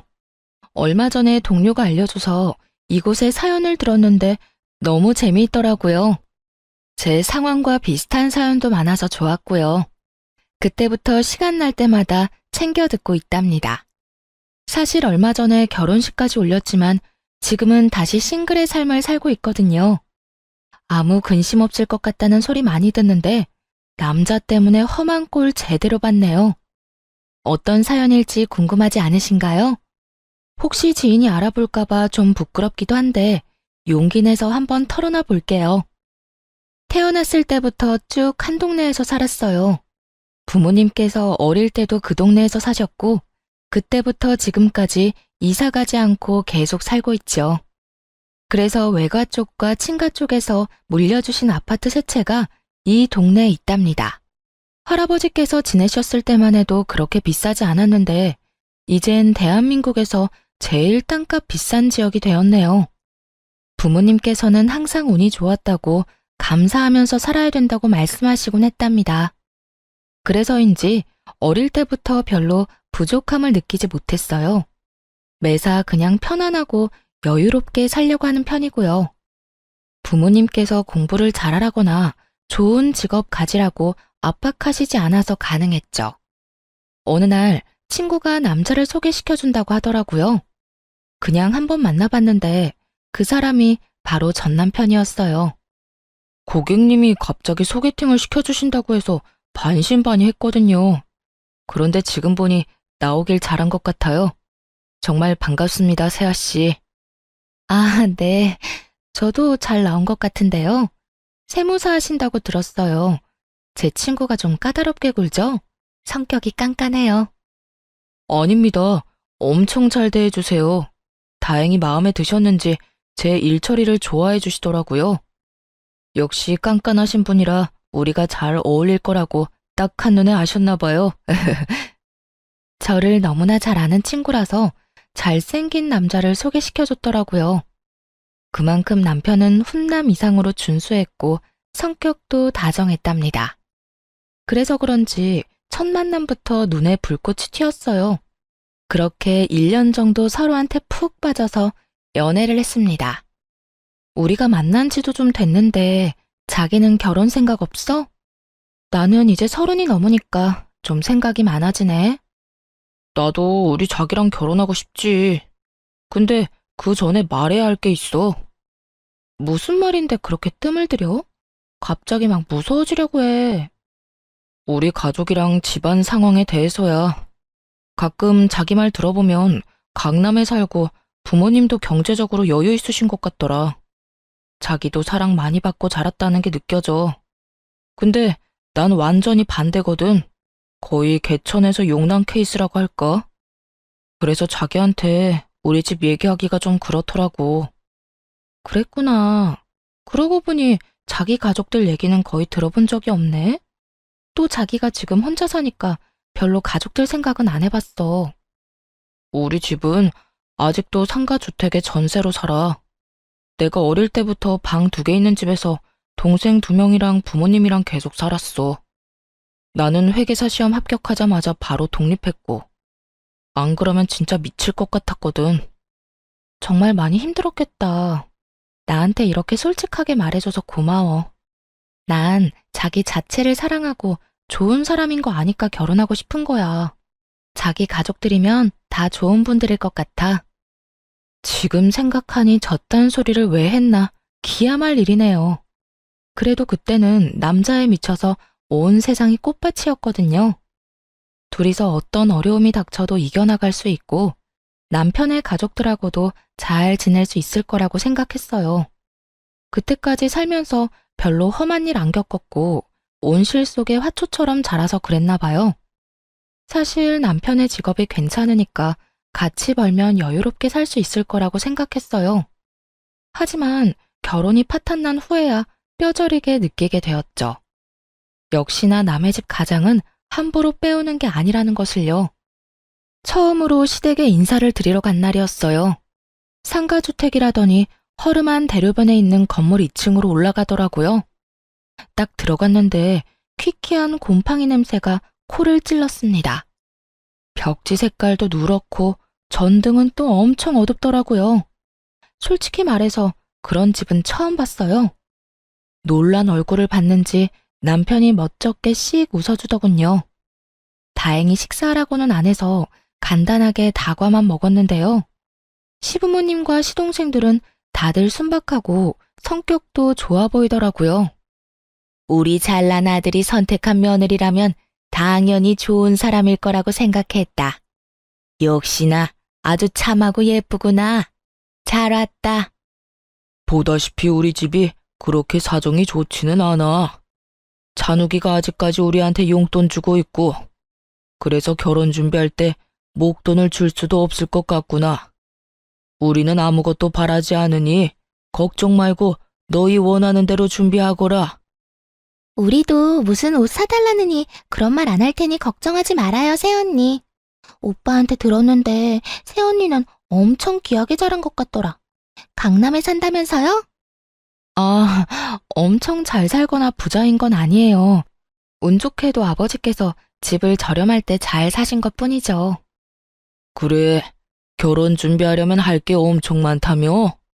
돈으로 도움은 못 줘도 어려운 거 있으면 언제든지 연락하렴. 내가 여러 방면으로 알아봐 줄 테니. 그렇게 본격적으로 결혼 준비를 하기 시작했어요. 예약할 것도 많고 알아볼 것도 많아서 머리가 터질 것 같더라고요. 그 와중에 갑자기 시모에게서 전화가 왔어요. 지금 회사 앞이라면서 근처 커피숍에서 만나자고 하더군요. 좀 불편한 마음으로 얼른 커피숍으로 갔죠. 왜 여기까지 왔을까? 궁금하기도 했지만 아직 결혼하기 전이라 좀 어려웠거든요. 커피숍에서 단둘이 마주했는데 시모의 표정 차갑더라고요. 남편의 집에서 만났을 때와는 사뭇 다른 모습이었어요. 내가 근처 왔다가 한번 들러봤다. 그때 중요한 걸 안 물어본 것 같아서 말이야. 너희 신혼집은 어디로 구할 거니? 전세로 할 거야, 매매로 할 거야? 아, 오빠가 5천 정도밖에 모은 돈이 없다고 하더라고요. 사실 저도 그렇게 많이 모으지는 못해서요. 우선 신혼부부 특공으로 최대한 대출받아서 매매하려고 하고 있어요. 그래? 이왕이면 찬욱이 회사랑 가깝고 평수가 큰 신축 아파트 어떻겠니? 그래야 가격도 많이 오르고 여러모로 좋잖아. 네? 저희는 그냥 20평대로 생각하고 있어요. 일단 위치가 중요하니까 서로의 회사 중간에 있는 곳을 찾고 있거든요. 꼭 신축이 아니어도 되고요. 신혼 특공으로 한 번밖에 없는 기회인데 그렇게 날리면 되겠니? 내가 괜찮은 신축 아파트 2개 알아봤어. 여기랑 여기거든? 친구들한테 알아보니 나중에 값도 많이 오를 것 같더라. 여기 한번 잘 생각해봐. 2개의 아파트 모두 시댁이랑 엄청 가까운 데다가 30평대 후반이더라고요. 아직 둘뿐인데 그렇게 큰 아파트에 살 이유가 없었죠. 또 제 회사랑은 완전히 반대편에 있는데 거기에 살고 싶겠어요? 무엇보다 시댁이랑 가깝다는 점 때문에 제일 거부감이 생기더라고요. 그래서 그냥 일단 둘러댔죠. 우선은 오빠랑 말을 해볼게요. 근데 너무 넓은 곳은 관리하기 힘들 것 같아서요. 저도 봐둔 아파트가 있어서 그거랑 한번 비교해 볼게요. 너도 실물을 직접 보면 좋다고 할 거야. 아니면 이번 주말에 찬욱이랑 같이 와서 한번 둘러볼래? 내가 잘 아는 부동산 지인이 있거든. 얼마나 집요하게 계속 물고 넘어지시던지 애 둘러서 거절하느라 정말 힘들었습니다. 근데 웃긴 게 마치 짠 것처럼 남편도 그 아파트를 은근슬쩍 계속 말하더라고요. 나도 아파트 좀 알아보긴 했거든. 근데 어머니가 알려주신 그 아파트가 제일 괜찮은 것 같더라고. 어차피 대출받을 건데 좀 넓은 게 낫지 않아? 나중에 아이 태어나면 어차피 큰 평수 필요하잖아. 그럼 대출 금액이 너무 많아지잖아. 그리고 아이들이랑 산다고 해도 방 2개면 충분할 텐데. 무슨 신혼부부가 방 4개짜리 아파트에서 시작해. 이왕이면 넉넉한 게 좋잖아. 우선 한번 가보자. 요즘은 신축이 참 잘 빠졌다고 하더라고. 이번 주말에 같이 둘러보자, 응? 결국 남편한테 끌려서 그 아파트를 보러 갔는데요. 새 아파트인데다가 넓어서 그런지 확실히 좋아 보이긴 했어요. 생각보다 괜찮다는 분위기를 읽었는지 남편이 신나서 더욱 푸시를 하더군요. 우리가 살기에 여기가 딱이라면서요. 근데 너무 넓고 우리한텐 과한 것 같아. 여긴 사실 5, 60대 정도 부부가 자식들이랑 사는 아파트 아니야? 일단 더 생각해보자. 단호하게 말하니까 남편도 그 후로는 더 뭐라 안 하더라고요. 하지만 토라진 게 딱 보였습니다. 그래도 신중해야 할 문제이기에 애써 모른 척을 했죠. 더 이상 별말이 없길래 그대로 포기한 줄 알았는데요. 그 다음 주에 부모님과 함께 식사하는 자리에서 대뜸 그 말을 친정아버지한테 하는 게 아니겠어요? 신혼집에 대해서 물어보시지도 않았는데 대뜸 말하니 어이가 없었어요. 마치 벼르고 온 사람처럼 말이죠. 역시나 그 말이 걸리셨는지 아버지가 말씀하셨습니다. 거기가 그렇게 괜찮으면 아빠가 돈 줄 테니까 매매해도 돼. 난 네가 이 동네에서 살았으면 했는데 최서방은 그쪽이 마음에 드나 보다. 같이 둘러봤는데 좋았다니 사실 나쁠 것도 없지. 싫어요. 거긴 너무 넓고 시댁이랑도 가까워요. 더군다나 우리가 집 사는데 왜 아빠가 돈을 줘요? 진짜 괜찮아요. 하나뿐인 외동딸이 결혼하는데 아빠가 그 정도도 못 해주겠어? 사실 네가 우리 집 근처에서 살고 싶다고 하면 아파트 하나 그냥 주려고 했었어.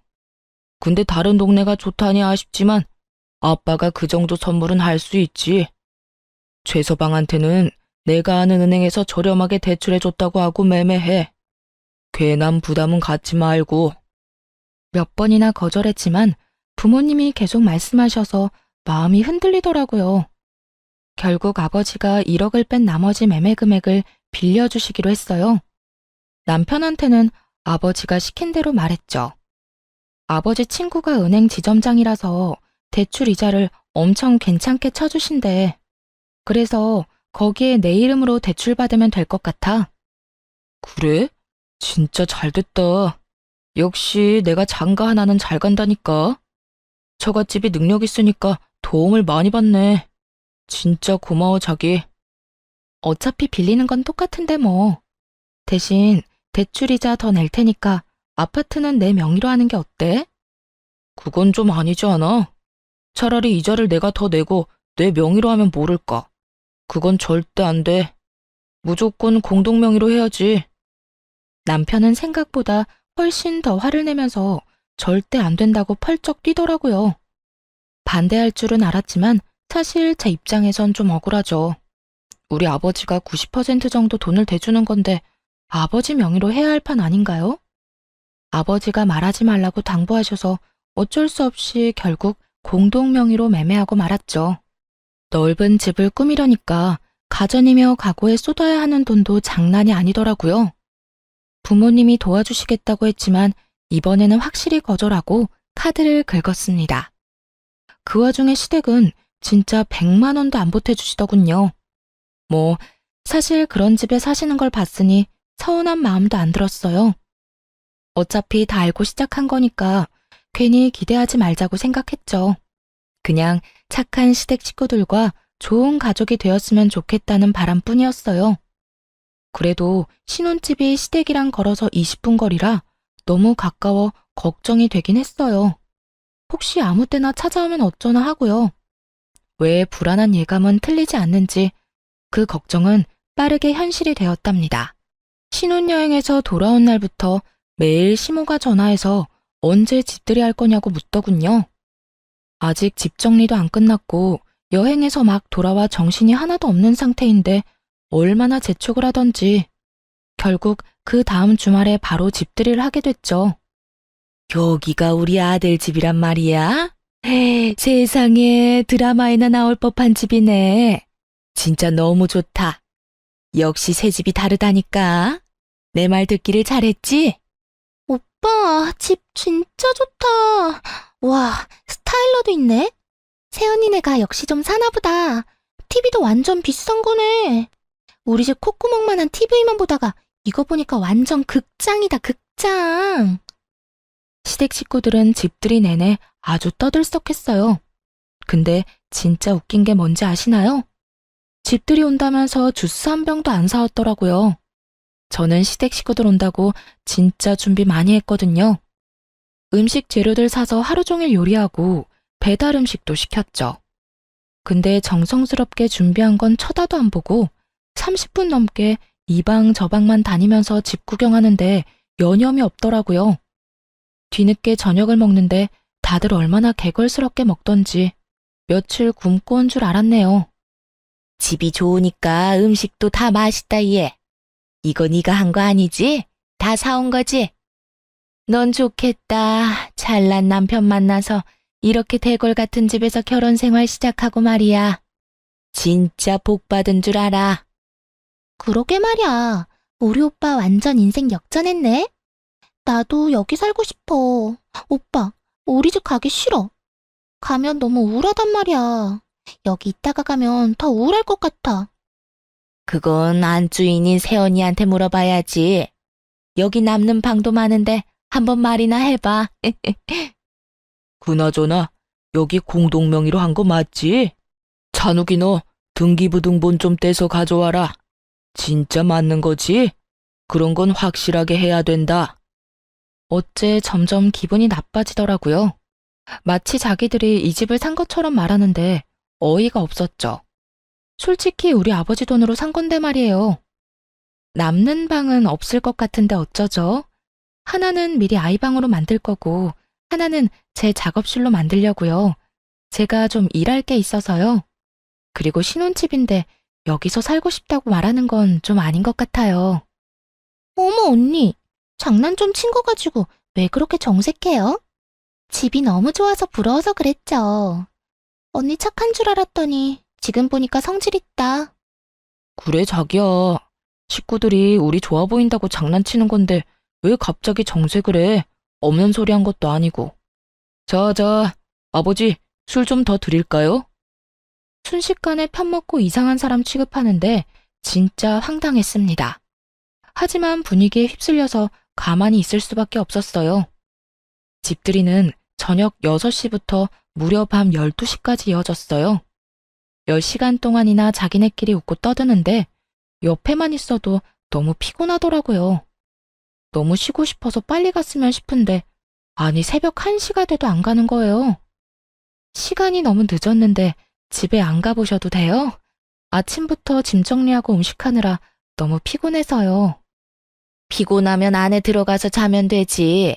우리 그렇게 꽉 막힌 시부모 아니야. 얘기 좀 더 하고 들어가 잘 테니까 넌 먼저 자렴. 네? 여기서 주무신다고요? 이불도 없고 베개도 없어서 불편하실 텐데요. 그리고 제가 너무 불편해서 안 돼요. 그냥 지금 가시는 건 어떠세요? 아, 자기야. 이 새벽에 위험한데 어떻게 집에 가시라고 그래. 어차피 내일 일도 안 하는데 어때? 주무시고 가세요. 너네도 자고 가. 편하게 해, 편하게. 이제 우리 가족이잖아.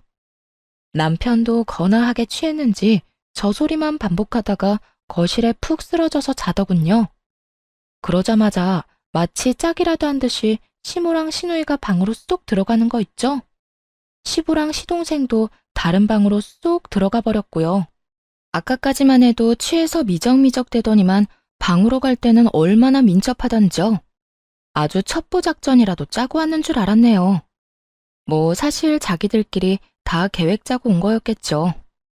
너무 기가 막히고 이게 도대체 뭔 일인가 싶어 잠을 설쳤답니다. 그리고 다음날 아침 거실이 왁자지껄 시끄러워서 나가봤어요. 시댁 식구들이 아주 자기 집처럼 텔레비전을 크게 틀어놓고 깔깔대고 있더라고요. 저를 발견한 시모가 앙칼지게 말했죠. 해가 중천에 떴는데 지금 일어났니? 아무리 그래도 시부모가 집에 있는데 일찍 일어나서 아침밥 차릴 생각은 해야지. 어제 술 먹어서 다들 속쓰린데 얼른 해장국 좀 끓여봐라. 아직 시부모가 어려울 때였으니 어쩌겠어요. 결국 아무 말도 못하고 바보처럼 허겁지겁 북엇국 끓이고 밥하고 그랬네요. 다들 또 얼마나 짭짭대면서 먹는지 밥맛이 떨어져서 그냥 옆에서 멍하게 있었어요. 몇 번 같이 밥 먹어보고서야 알게 된 사실이 있는데요. 가정교육을 잘 못 받아서 그렇게 다들 후루룩 짭짭 개걸스럽게 먹는 거였더라고요. 근데 넌 요리를 많이 안 해봤니? 국이 좀 밍밍하네. 육수를 제대로 내야지. 앞으로 내가 요리 좀 가르쳐줘야겠네. 우리 엄마 요리 진짜 잘하거든요. 앞으로 새언니가 많이 배워야겠다. 국이 그냥 맹물 같네. 우리 오빠 입맛 까다로운 편인데 어떡해? 제가 집에서 밥만 하는 사람도 아니고 저도 일하는데요 뭐. 밥은 각자 알아서 해먹어야죠. 요즘 시대에 어떤 집에서 와이프만 밥하나요? 저 집에서 요리 한 번도 안 하고 귀하게 커서 할 줄 아는 거 별로 없어요. 요즘엔 밀키트도 잘 나오고 사 먹는 게 더 낫죠. 아가씨는 저보다 어린데 그런 것도 잘 몰라요? 아무리 그래도 남편한테 밥은 해줘야 하는 거 아니에요? 난 남편이 이렇게 좋은 집에 살게 해주면 매일 십첩반상 차려주겠네. 노골적으로 불편하다는 표정을 지으니 그제야 겨우 시댁 식구들이 돌아갔어요.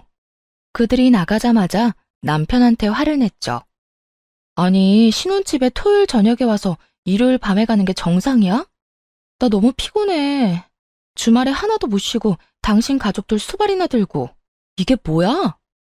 이제 우리 한 가족이야. 아니, 가족이 우리 집에 와 있는 게 도대체 뭐가 이상하다는 건지. 난 당신이 더 이해가 안 돼. 이렇게 정없는 사람인 줄 몰랐네. 오히려 저를 정없고 이상한 사람이라고 몰아가는 남편의 모습에 실망스럽더라고요. 그래도 신혼이니까 괜한 다툼 안 만들고 이해하려 노력했답니다. 근데 얼마 지나지 않아 또 일이 터졌죠. 퇴근하고 집에 왔는데 문 앞에서부터 여자 웃음소리가 크게 들리더라고요. 남편이 늦게 오는 날인데 무슨 일인가 싶어 놀라서 들어가 봤죠. 그랬더니 세상에 신우이가 혼자 거실에 앉아서 TV를 보며 깔깔대고 있더군요. 아니 아가씨, 지금 남의 집에서 뭐해요? 오빠는요? 오빠도 없는데 지금 혼자 있는 거예요? 아, 오빠는 늦게 온다고 도어락 번호 알려줬어요. 언니, 밥 없어요? 나 배고픈데. 아가씨, 허락도 없이 이렇게 남의 집에 혼자 와 있는 거 무례한 거예요. 더군다나 지금 내 옷 입고 있는 거예요? 아, 너무 땀을 흘려서 샤워 좀 했어요. 오빠 티셔츠 좀 입을 수 있지. 언니 너무 야박하게 구는 거 아니에요? 이제 우리 한 가족이잖아요. 제가 언니 동생이 이랬어도 그럴 거예요? 그때 때마침 남편이 들어오더군요.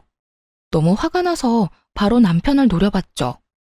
근데 더 황당하게 신우이가 남편을 보자 갑자기 어린애처럼 엉엉 울어대는 거예요. 오빠, 새언니 너무 무서워. 오빠가 와 있어도 된다며.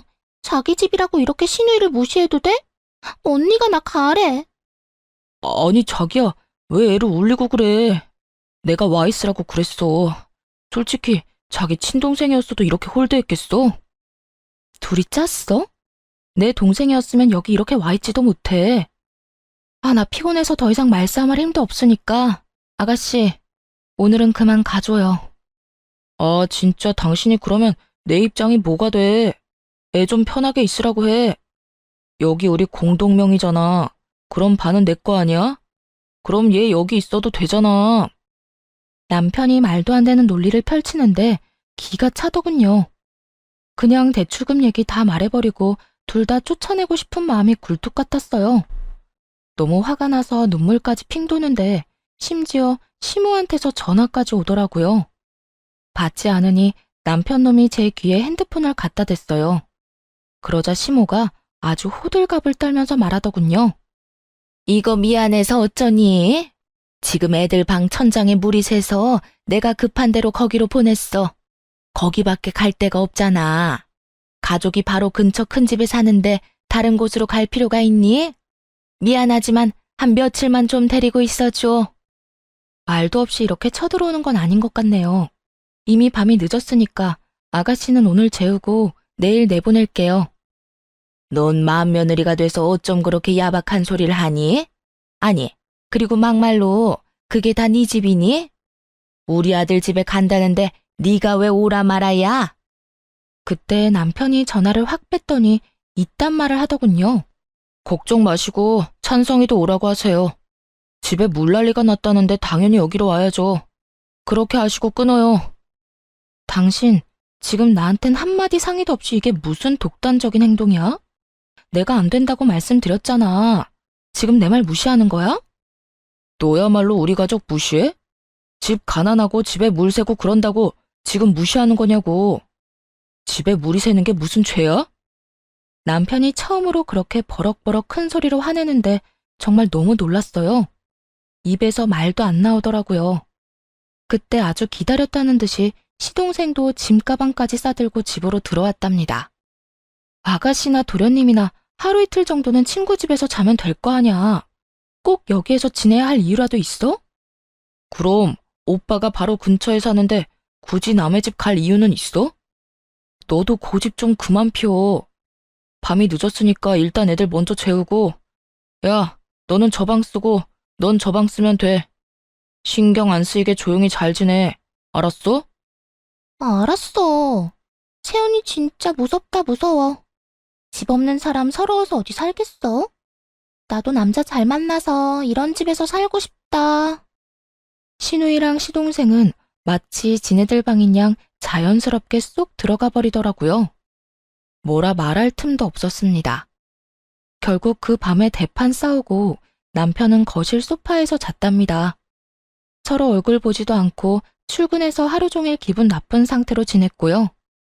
그런데 퇴근하고 집에 와봤더니 무슨 상황이 벌어진 줄 아세요? 직접 두 눈으로 보고도 못 믿겠더라고요. 집안이 아주 난장판의 개판이었죠. 신우이랑 시동생 남편이 식탁에 둘러앉아서 잔뜩 어지럽히고 있었어요. 거실 바닥에도 가자 부스러기에 머리카락에, 아니 하루 만에 집안꼴이 이렇게 될 수가 있나요? 이런 심정도 모르고 신우이는 비아냥거리는 소리나 계속 해댔습니다. 언니, 배고픈데 뭐 먹을 거 없어요? 아니, 언니는 집에서 요리를 아예 안 해요? 뭐 먹을 게 하나도 없네. 우리 오빠 불쌍해. 완전 빈손으로 오셨네. 저녁에 장 봐와서 뭐 좀 해줄 줄 알았는데. 형수님이 저녁 해줄 거라고 형이 그랬잖아. 아님 뭐라도 시켜줘 형. 여보, 애들 배고픈데 뭐라도 좀 간단하게 해줘. 내 체면이 있지. 순순히 해준다고 하니 아주 셋이 신나서 거실에서 TV를 보며 깔깔대더군요. 조용히 라면 3개를 끓여서 냄비째 식탁에 올려놨죠. 냄새를 맡고 주방으로 슬슬 기어오더라고요. 난 뭐 맛있는 거 해줄 줄 알았는데 꼴랑 라면? 아, 형수님, 스케일이 너무 작네. 짜! 이게 뭐야? 언니, 너무 짜요. 뭐야? 바쁘게 일하고 온 사람한테 밥 차리라는 게 지금 말이 돼요? 하루 종일 놀면서 내 집 엉망으로 만들어 놓고는 난 더 이상 못 참으니까 당장 내 집에서 나가. 이렇게 미친 사람처럼 소리를 지르니까 시누이와 시동생이 놀랐나 봐요. 슬금슬금 현관문 쪽으로 가더니 둘 다 나가버리더라고요. 남편도 놀랐는지 그냥 벙쪄 있었고요. 참는데도 한계가 있어. 남의 집에 쳐들어왔으면 깨끗하게라도 하고 있어야지 개판으로 만들어? 또 내 옷까지 입고 바닥에 던져놓은 꼴 좀 봐. 이래서 가정교육이 중요한 거야. 여기서 가정교육 얘기가 왜 나와? 그래, 너는 어릴 때부터 강남에서 잘 살았고 나는 하급이라 이거야? 이제 본색을 드러내는구나. 먼저 본색 드러낸 건 당신이랑 당신 가족들 아니야? 결혼하고 처음에 나한테 뭐라고 했어? 다 알아서 하라면서 상관 안 한댔잖아. 그런데 지금은 당신 가족들이 우리 집에 나보다 더 오래 있어. 누가 보면 당신 가족들이 사는 집인 줄 알겠다고. 고작 며칠 있는 거 가지고 왜 그래 진짜. 내가 너 때문에 우리 가족 볼 면목이 없어. 장인 장모가 이 집에 와 계신다고 생각해봐. 그러면 네가 그때도 이딴 식으로 행동했을까? 몇 번을 말해. 그런 상황 자체를 안 만든다고. 당신 가족들이 들락거리느라 우리 부모님은 아직 여기 와보지도 못하셨어. 그건 알고서 지금 그딴 말을 하는 거야? 그 후로 2주 넘게 남편이랑 눈만 마주치면 싸웠어요. 남편만 봐도 너무 스트레스를 받아서 일부러 야근하고 늦게 들어왔고요. 어차피 방도 많겠다. 남편한테 다른 방 가서 자라고 해버렸죠. 남편과 시댁 식구들의 행동에 질려버려서 정이 뚝뚝 떨어졌거든요. 시댁 인간들도 더 이상 연락 안 하길래 이제 좀 잠잠해지려나 했는데요. 그게 폭풍 전야였다는 걸 그땐 알지 못했죠. 남편의 생일이 다가오자 어떻게 해야 될지 혼자 고민을 했어요. 하루에 한마디도 안 섞을 정도로 사이가 안 좋아졌거든요. 남편도 여전히 냉랭하게 대하길래 될 대로 되라 하고 그냥 아무것도 안 했죠. 근데 남편 생일날 퇴근하고 집에 가보니 어떤 일이 벌어진 줄 아세요? 세상에, 시댁 식구들이 다 와 있는 거 있죠? 아주 잔치라도 하는 것처럼 떠들썩 하더군요. 시모는 제 집인 양 주방에서 신나게 요리를 하고 있었고, 나머지 시댁 식구들과 남편놈은 거실에서 껄껄대면서 텔레비전을 보고 있더라고요. 더 웃긴 건 아무도 저한테 인사조차 하지 않았다는 거예요. 주방에서 요리하는 시모를 보니 제가 산 주방 도구들을 마구잡이로 쓰고 있더군요. 그 모습을 보니까 화가 확 나더라고요. 지금 뭐 하세요? 온다고 말도 없으셨잖아요. 이건 다 뭐예요? 우리 장남 생일인데 마누라인 네가 아무것도 안 하고 있다잖니. 엄마인 나라도 미역국을 끓여줘야지 어떡하니? 내가 못나서 우리 아들이 마누라한테 미움을 받는다는데. 그리고 우리가 간다고 미리 말했으면 네가 올시구나 하고 오라고 했겠어? 또 저만 나쁜 사람 만드시네요. 생일 때문에 온다고 하셨으면 저도 같이 준비하든가 외식을 하든가 했겠죠. 저 사람도 오늘까지 아무 말 안 했어요. 네가 찬바람 쌩쌩 불고 무서워 죽겠다는데 뭔 말을 하겠니? 너는 우리가 그렇게 싫으니? 이제 한 가족 아니니? 너 좋아한다는 갈비찜도 하고 밑반찬도 잔뜩 해다가 냉장고에 넣어놨다. 우리 오늘 같이 먹고 얘기 좀 하면서 풀어보자. 시모가 눈물까지 글썽거리면서 손을 잡고 이런 말을 하니 괜히 저도 너무했나 싶고 잘못한 것 같은 마음도 들더라고요. 그래서 시모를 도와서 밥 차리고 다 같이 모여서 저녁을 먹었죠. 시누이가 사온 케이크를 두고 생일 축하 노래도 부르고요. 정말 오랜만에 화기애애한 분위기가 이어졌어요. 새언니, 우리 너무 미워하지 말아요. 언니가 깔끔한 사람인 거 잘 알았으니까 앞으로 조심할게요. 가끔씩 여기 놀러와도 좀 따뜻하게 대해줘요. 너 대신 내가 네 남편 생일상도 차려주고 음식도 다 해줬다.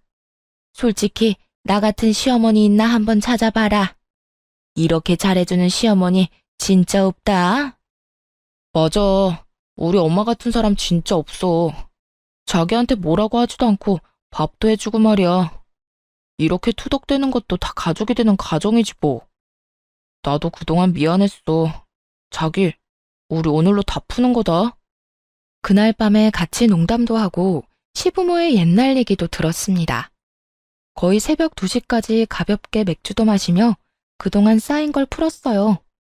시간이 늦어서 다들 우리 집에서 자고 가기로 했고요. 시모랑 시누이 둘이 자고 시동생과 시부가 다른 방에 들어가 잤습니다. 그렇게 일단락이 됐다면 그쪽 입장에선 참 좋았겠죠. 아침이 되자마자 작전을 개시했습니다. 시댁 식구들이 자고 있는 방마다 들어가서 냄비를 신나게 두드려댔어요. 특히 시모랑 시누이 귀에 대고 더 크게 쾅쾅 두드려댔죠. 아유, 시끄러. 귀 찢어지겠네. 얘가 지금 아침부터 미쳤나? 그만하지 못해? 여보, 뭐 하는 거야? 뭐 잘못 먹었어? 그만해, 그만하라고. 남편이 손에서 냄비와 국자를 뺏으려고 달려들었죠. 이에 질세라 그 국자로 남편 머리를 팍 세게 쳐버렸답니다. 정신 나간 건 너네들이지. 당장 옷들 주워 입고 내 집에서 나가. 너도 나가, 당장. 뭐? 아니, 내가 왜 내 집에서 나가? 나갈 거면 당신이 나가. 당신이 뭔데 나가라 말아야? 꼴의 남자라고 자존심 상할까봐 걱정해줬더니 다 쓸데없는 짓이었어. 이게 네 돈으로 산 집이야? 네 돈 얼마 들어갔어? 꼴랑 5천만 원 들어갔지? 7억짜리 집에 말이야, 안 그래? 진짜 미친 척하고 남편의 옷들이며 가방들을 복도로 막 집어던졌어요. 시누이와 시모의 옷이랑 가방도 던져버렸죠. 그러자 남편 놈이 저를 현관문으로 확 밀어버리더군요. 그대로 현관에 고꾸라져서 엎어진 꼴이 되었죠. 그걸 본 시누이와 시동생이 킬킬거리며 비웃더군요. 언니, 어제 술 잘 먹고 갑자기 머리 이상해졌나 봐. 진짜 웃긴다. 완전 코미디가 따로 없네. 그 꼴을 보니 더 열받아서 벌떡 일어나 남편의 뺨을 사정없이 갈겨버렸어요. 그러곤 핸드폰으로 동영상을 하나 보여줬죠. 이거 다 보고 나서도 킬킬거릴 수 있나 한번 두고 보자. 장난기 가득했던 신우의 얼굴이 동영상을 보자마자 하얗게 질리기 시작했답니다. 자기 얼굴과 시모의 뒤통수가 녹화되었고 짓거리는 말이 다 녹음되어 있었거든요. 어젯밤에 시댁 인간들이 다 자러 들어가고 난 뒤였어요. 오랜만에 방에서 화기애애한 분위기로 얘기한 후 남편은 금세 골아떨어졌죠. 저는 맥주 2잔밖에 안 마셔서 그런지 취하지도 않았고 눈이 말똥말똥 하더라고요. 그래서 혼자 TV나 볼까 하고 거실로 조용히 나갔어요. 근데 시모랑 시누이가 들어간 방 쪽에서 빛이 새어나오고 말소리도 들리더군요. 살짝 그쪽으로 가봤죠. 그런데 그 순간 시누이의 말이 귀를 확 잡아당겼어요. 새언니 진짜 단순해. 그치? 좀 비 맞춰줬다고 또 바로 풀리네. 내가 좀 어리숙해 보인다고 했잖아. 여유 있는 집에서 자라서 그런지 애가 의심도 없고 똑똑한 척 해대도 애가 허당이야. 그러니까 이 아파트도 산 거 아니야. 그러게 말이야. 한 달은 계속 밀어붙여야 될 줄 알았는데 여기 사라고 몇 번 말하니까 또 바로 그러자고 하는데 웃기더라. 그 큰돈 대출도 지 아빠 도움받아서 이자 싸게 잘 받았다며? 그래, 우리 찬욱이가 아주 제대로 물었어. 이제 여기로 이사 올 날도 얼마 안 남았다. 맞아. 이대로 한두 달만 잘해주면서 눌러앉으면 계획대로 되는 거지 뭐. 오빠 하나 잘 둬서 드디어 우리도 이런 큰 집에 살아본다. 너무 좋아. 지가 아무리 싫다고 해봤자 어쩔 수 없어. 어차피 공동명의인데 자기 집도 아니잖아. 엄마, 우리 빨리 여기로 이사 오자. 여기 있다가 우리 집 가면 진짜 거지 같아. 빨리 거기 뜨고 싶어 죽겠어. 그때 물 샌다고 거짓말하고 일주일은 눌러앉아 있으려고 했는데 혜언니가 얼마나 지랄하던지 좀 놀라긴 했어. 아, 좀만 더 기다려. 차근차근히 해야지. 욕심난다고 확 지르면 다 어그러지는 법이야. 엄마만 믿고 있어. 여기서 떵떵거리면서 살 날 얼마 안 남았어. 시모와 시누이의 대화가 심상치 않아 바로 동영상을 찍어놨답니다. 계속 엿듣는데 너무 충격적이고 속았다는 사실에 화가 나서 몸이 떨리더라고요. 아침까지 잠 한숨 못 자고 이를 부득부득 깔면서 궁리를 했죠. 이것들을 대체 어떻게 해야 할까? 동영상을 본 시모와 시누이는 백지창처럼 하얘진 얼굴로 저를 봤습니다. 그런데 오히려 남편 놈이 뻔뻔하게 소리를 치더라고요. 아니, 혼인신고한 부부가 시부모님 모시고 살 수도 있는 거지. 당신 도대체 뭐가 문제야? 우리가 결혼하기 전에 시부모님이랑 절대 같이 살면 안 된다고 약속이라도 했어. 뭐라고? 터진 입이라고 뻔뻔한 말이 잘도 나오네. 넌 결혼 전부터 작정하고 너네 식구들이랑 나를 속였어. 이거 사기죄야. 알아? 사기죄 좋아하네. 네가 법을 잘 알아? 너보단 내가 더 잘 알겠다. 아니, 그리고 지금이 아니더라도 양가 부모님 더 나이 드셔서 아프시면 어쩔 건데? 그땐 당연히 우리가 모셔야 하는 거 아니야? 그러기 전에 좀 미리 같이 살면 안 돼? 오히려 당신한테도 좋을걸? 우리 엄마가 대신 애도 봐주고 집안일도 해주면 얼마나 좋아. 아, 그래. 세아가. 같이 살면 살림도 해주고 우리 손주도 내가 다 봐주마. 오히려 네가 더 좋은 거지. 손해볼 게 있니? 그럼 이건 어때? 우리 가족들이랑 같이 사는 대신 내가 대출이자 다 부담할게. 아, 그래? 그럼 지금 대출이자 몇 프로인 줄 알아? 한 달에 얼마 내는지 아냐고. 왜 대답을 못해? 말해봐. 그거야. 생활비 통장으로 당신이 알아서 대출이자 내니까 난 모르지. 전기세 몇천 원 더 나왔다고 아끼자던 인간이 대출이자는 왜 모를까? 내가 진짜 이런 말은 상스러워서 안 하려고 했는데 참을 수가 없다. 너 없이 산 거 티내니? 그냥 가만히만 있었어도 네 수준에선 꿈도 못 꿀 거 충분히 얻었을 거야. 왜 그 가짜는 머리를 굴려서 이런 사달을 만들어? 그게 뭔 말인데? 갑자기 전기세는 뭐고 이자는 왜 물어보는데? 아, 내가 다 낸다고. 좀 비싸도 내가 낸다고 됐지? 이거 한번 보고서나 말해. 이 집에 대출이 있나 확인해 보라고. 진짜 헛똑똑이는 너야. 누구한테 어수룩하대? 머리도 굴릴 줄 모르는 것들이. 그제야 등기부등본을 확인해 본 남편이 아리송하단 표정을 짓더군요. 자기는 아무것도 모르겠다는 듯한 얼굴인데 꼴 보기도 싫었어요. 아니, 대출이 없네? 이게 어떻게 된 거야? 그럼 7억에 가까운 돈을 다 내고 매입했다고? 당신한테 그만한 돈이 있었단 말이야? 친정아버지가 그냥 사라고 돈 주셨어. 네가 이 아파트 사자고 난리를 쳐서 내가 곤란해하니까. 그리고 나중에 네가 이딴 식으로 나올까 봐 대출 받은 거라고 말하라고 하셨고. 어머, 세상에.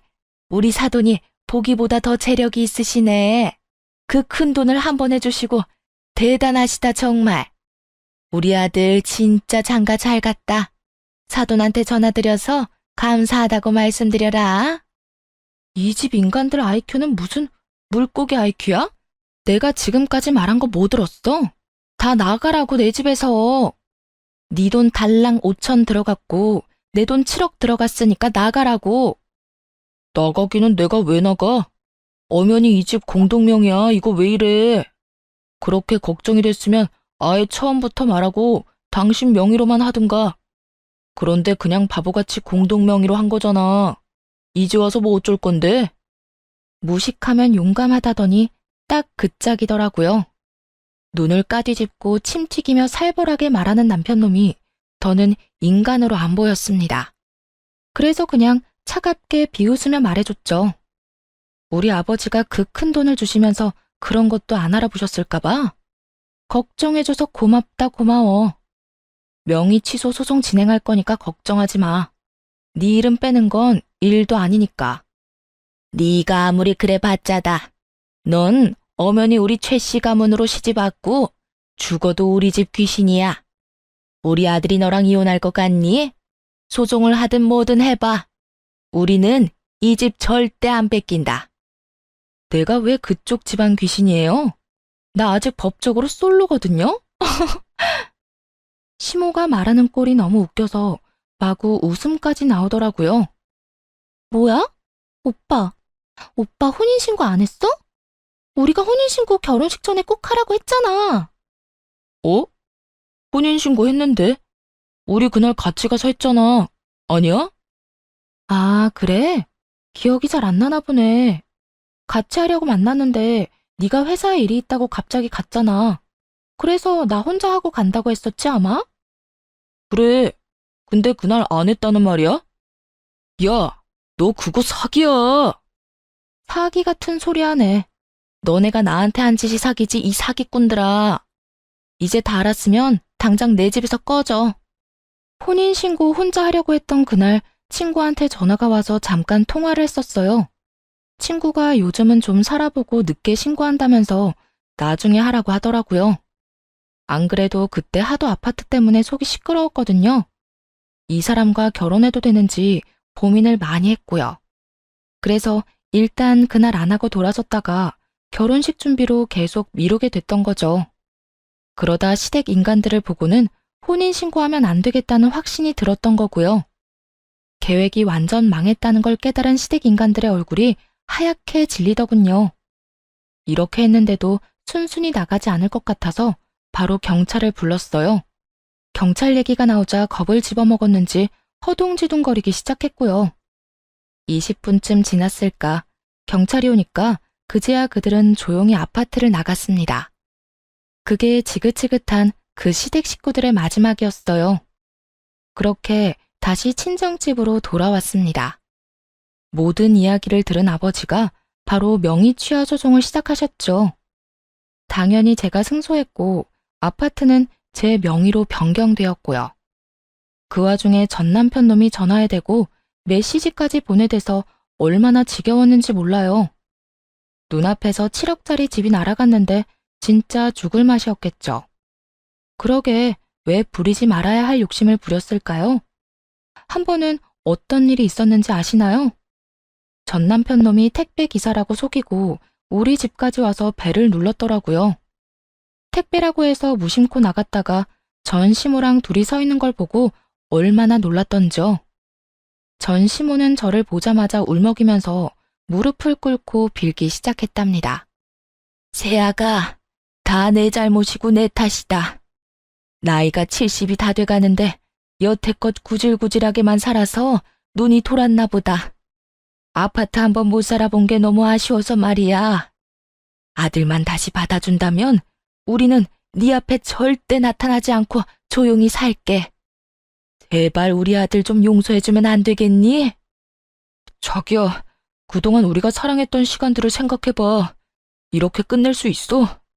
자기만 허락해주면 이제 가족들은 안 보고 살기로 결정했어. 그러니까 자기가 결정해주면 돼. 부모님 안 보고 살겠다고 결심하는 게 쉬운 건 아니잖아. 지금 아무 사이도 아닌데 뭔 결정을 해? 이제 너랑 길에서 마주치지도 않을 거니까 내 눈앞에서 사라져. 네가 그렇게 사랑하는 네 가족들이랑 행복하게 살라고. 내가 너한테 부모 만나지 말라고 한마디라도 했니? 누구한테 뭔 말도 안 되는 덤터기를 씌워. 당장 꺼져. 막말로 당신 집에는 돈 많잖아. 그냥 그 집에서 같이 오손도손 살면 됐을걸. 이게 뭐야? 내가 당신 입장이었다면 장인 장모 모시고 살았을 거야. 그렇게 네 부모님이 애틋하고 안타까우면 네 돈으로 효도해. 남의 돈 가로채서 대리효도할 생각 말고. 우리 아버지도 돈 힘들게 모아서 보태주신 거야. 그 돈은 뭐 하늘에서 떨어졌어? 너 같은 인간이랑은 다시 말하기도 싫으니까 눈앞에 나타나지 마. 또 오면 바로 스토킹으로 고소할 거야. 알았어? 그렇게 현관문을 쾅 닫아버리고 들어왔죠. 고소한다니까 무서웠는지 전 남편 놈은 지 엄마랑 얼른 달아나듯이 가버리더라고요. 그게 그놈의 마지막이었답니다. 그 이후 그 아파트는 꼴 보기도 싫어서 바로 팔아버렸어요. 운 좋게도 집값이 조금 올랐더라고요. 차액은 아버지께 바로 다 드렸고요. 전 남편 놈이 친정까지 찾아오면 부모님께 죄송하니까 지금은 독립해서 살고 있어요. 일이 이렇게 되니 주변 사람들 보기에도 창피하고 스스로도 자괴감이 들더라고요. 결혼식도 비싼 데서 하고 드레스도 사면서 떠들썩하게 결혼했는데 말이에요. 6개월 정도는 너무 힘들었어요. 그래도 친한 친구들과 부모님이 제 잘못이 아닌데 왜 죄인처럼 사냐면서 당당하고 멋지게 살라고 좋은 말을 많이 해주셨어요. 그 덕분에 상처를 털고 일어나서 열심히 살아가려고 노력하고 있답니다. 새로운 직장으로 이직해서 열심히 일도 배우면서 지내고 있고요. 지금은 이혼 같지도 않은 이혼을 한 지 1년 정도 지났는데요. 남자라면 쳐다보기도 싫어서 그냥 계속 평생 혼자 살고 싶네요. 그때 뭣도 모르고 혼인신고를 바로 했더라면 지금쯤 어떻게 살았을까요? 그 집에서 시댁 인간들 온갖 수발 들고 자존심 다 깎아먹히며 살았겠죠. 여러분도 인생에서 중요한 선택을 할 때는 신중하게 하시길 바래요. 긴 이야기를 들어주셔서 감사하고 모두 건강하시기를 바라겠습니다.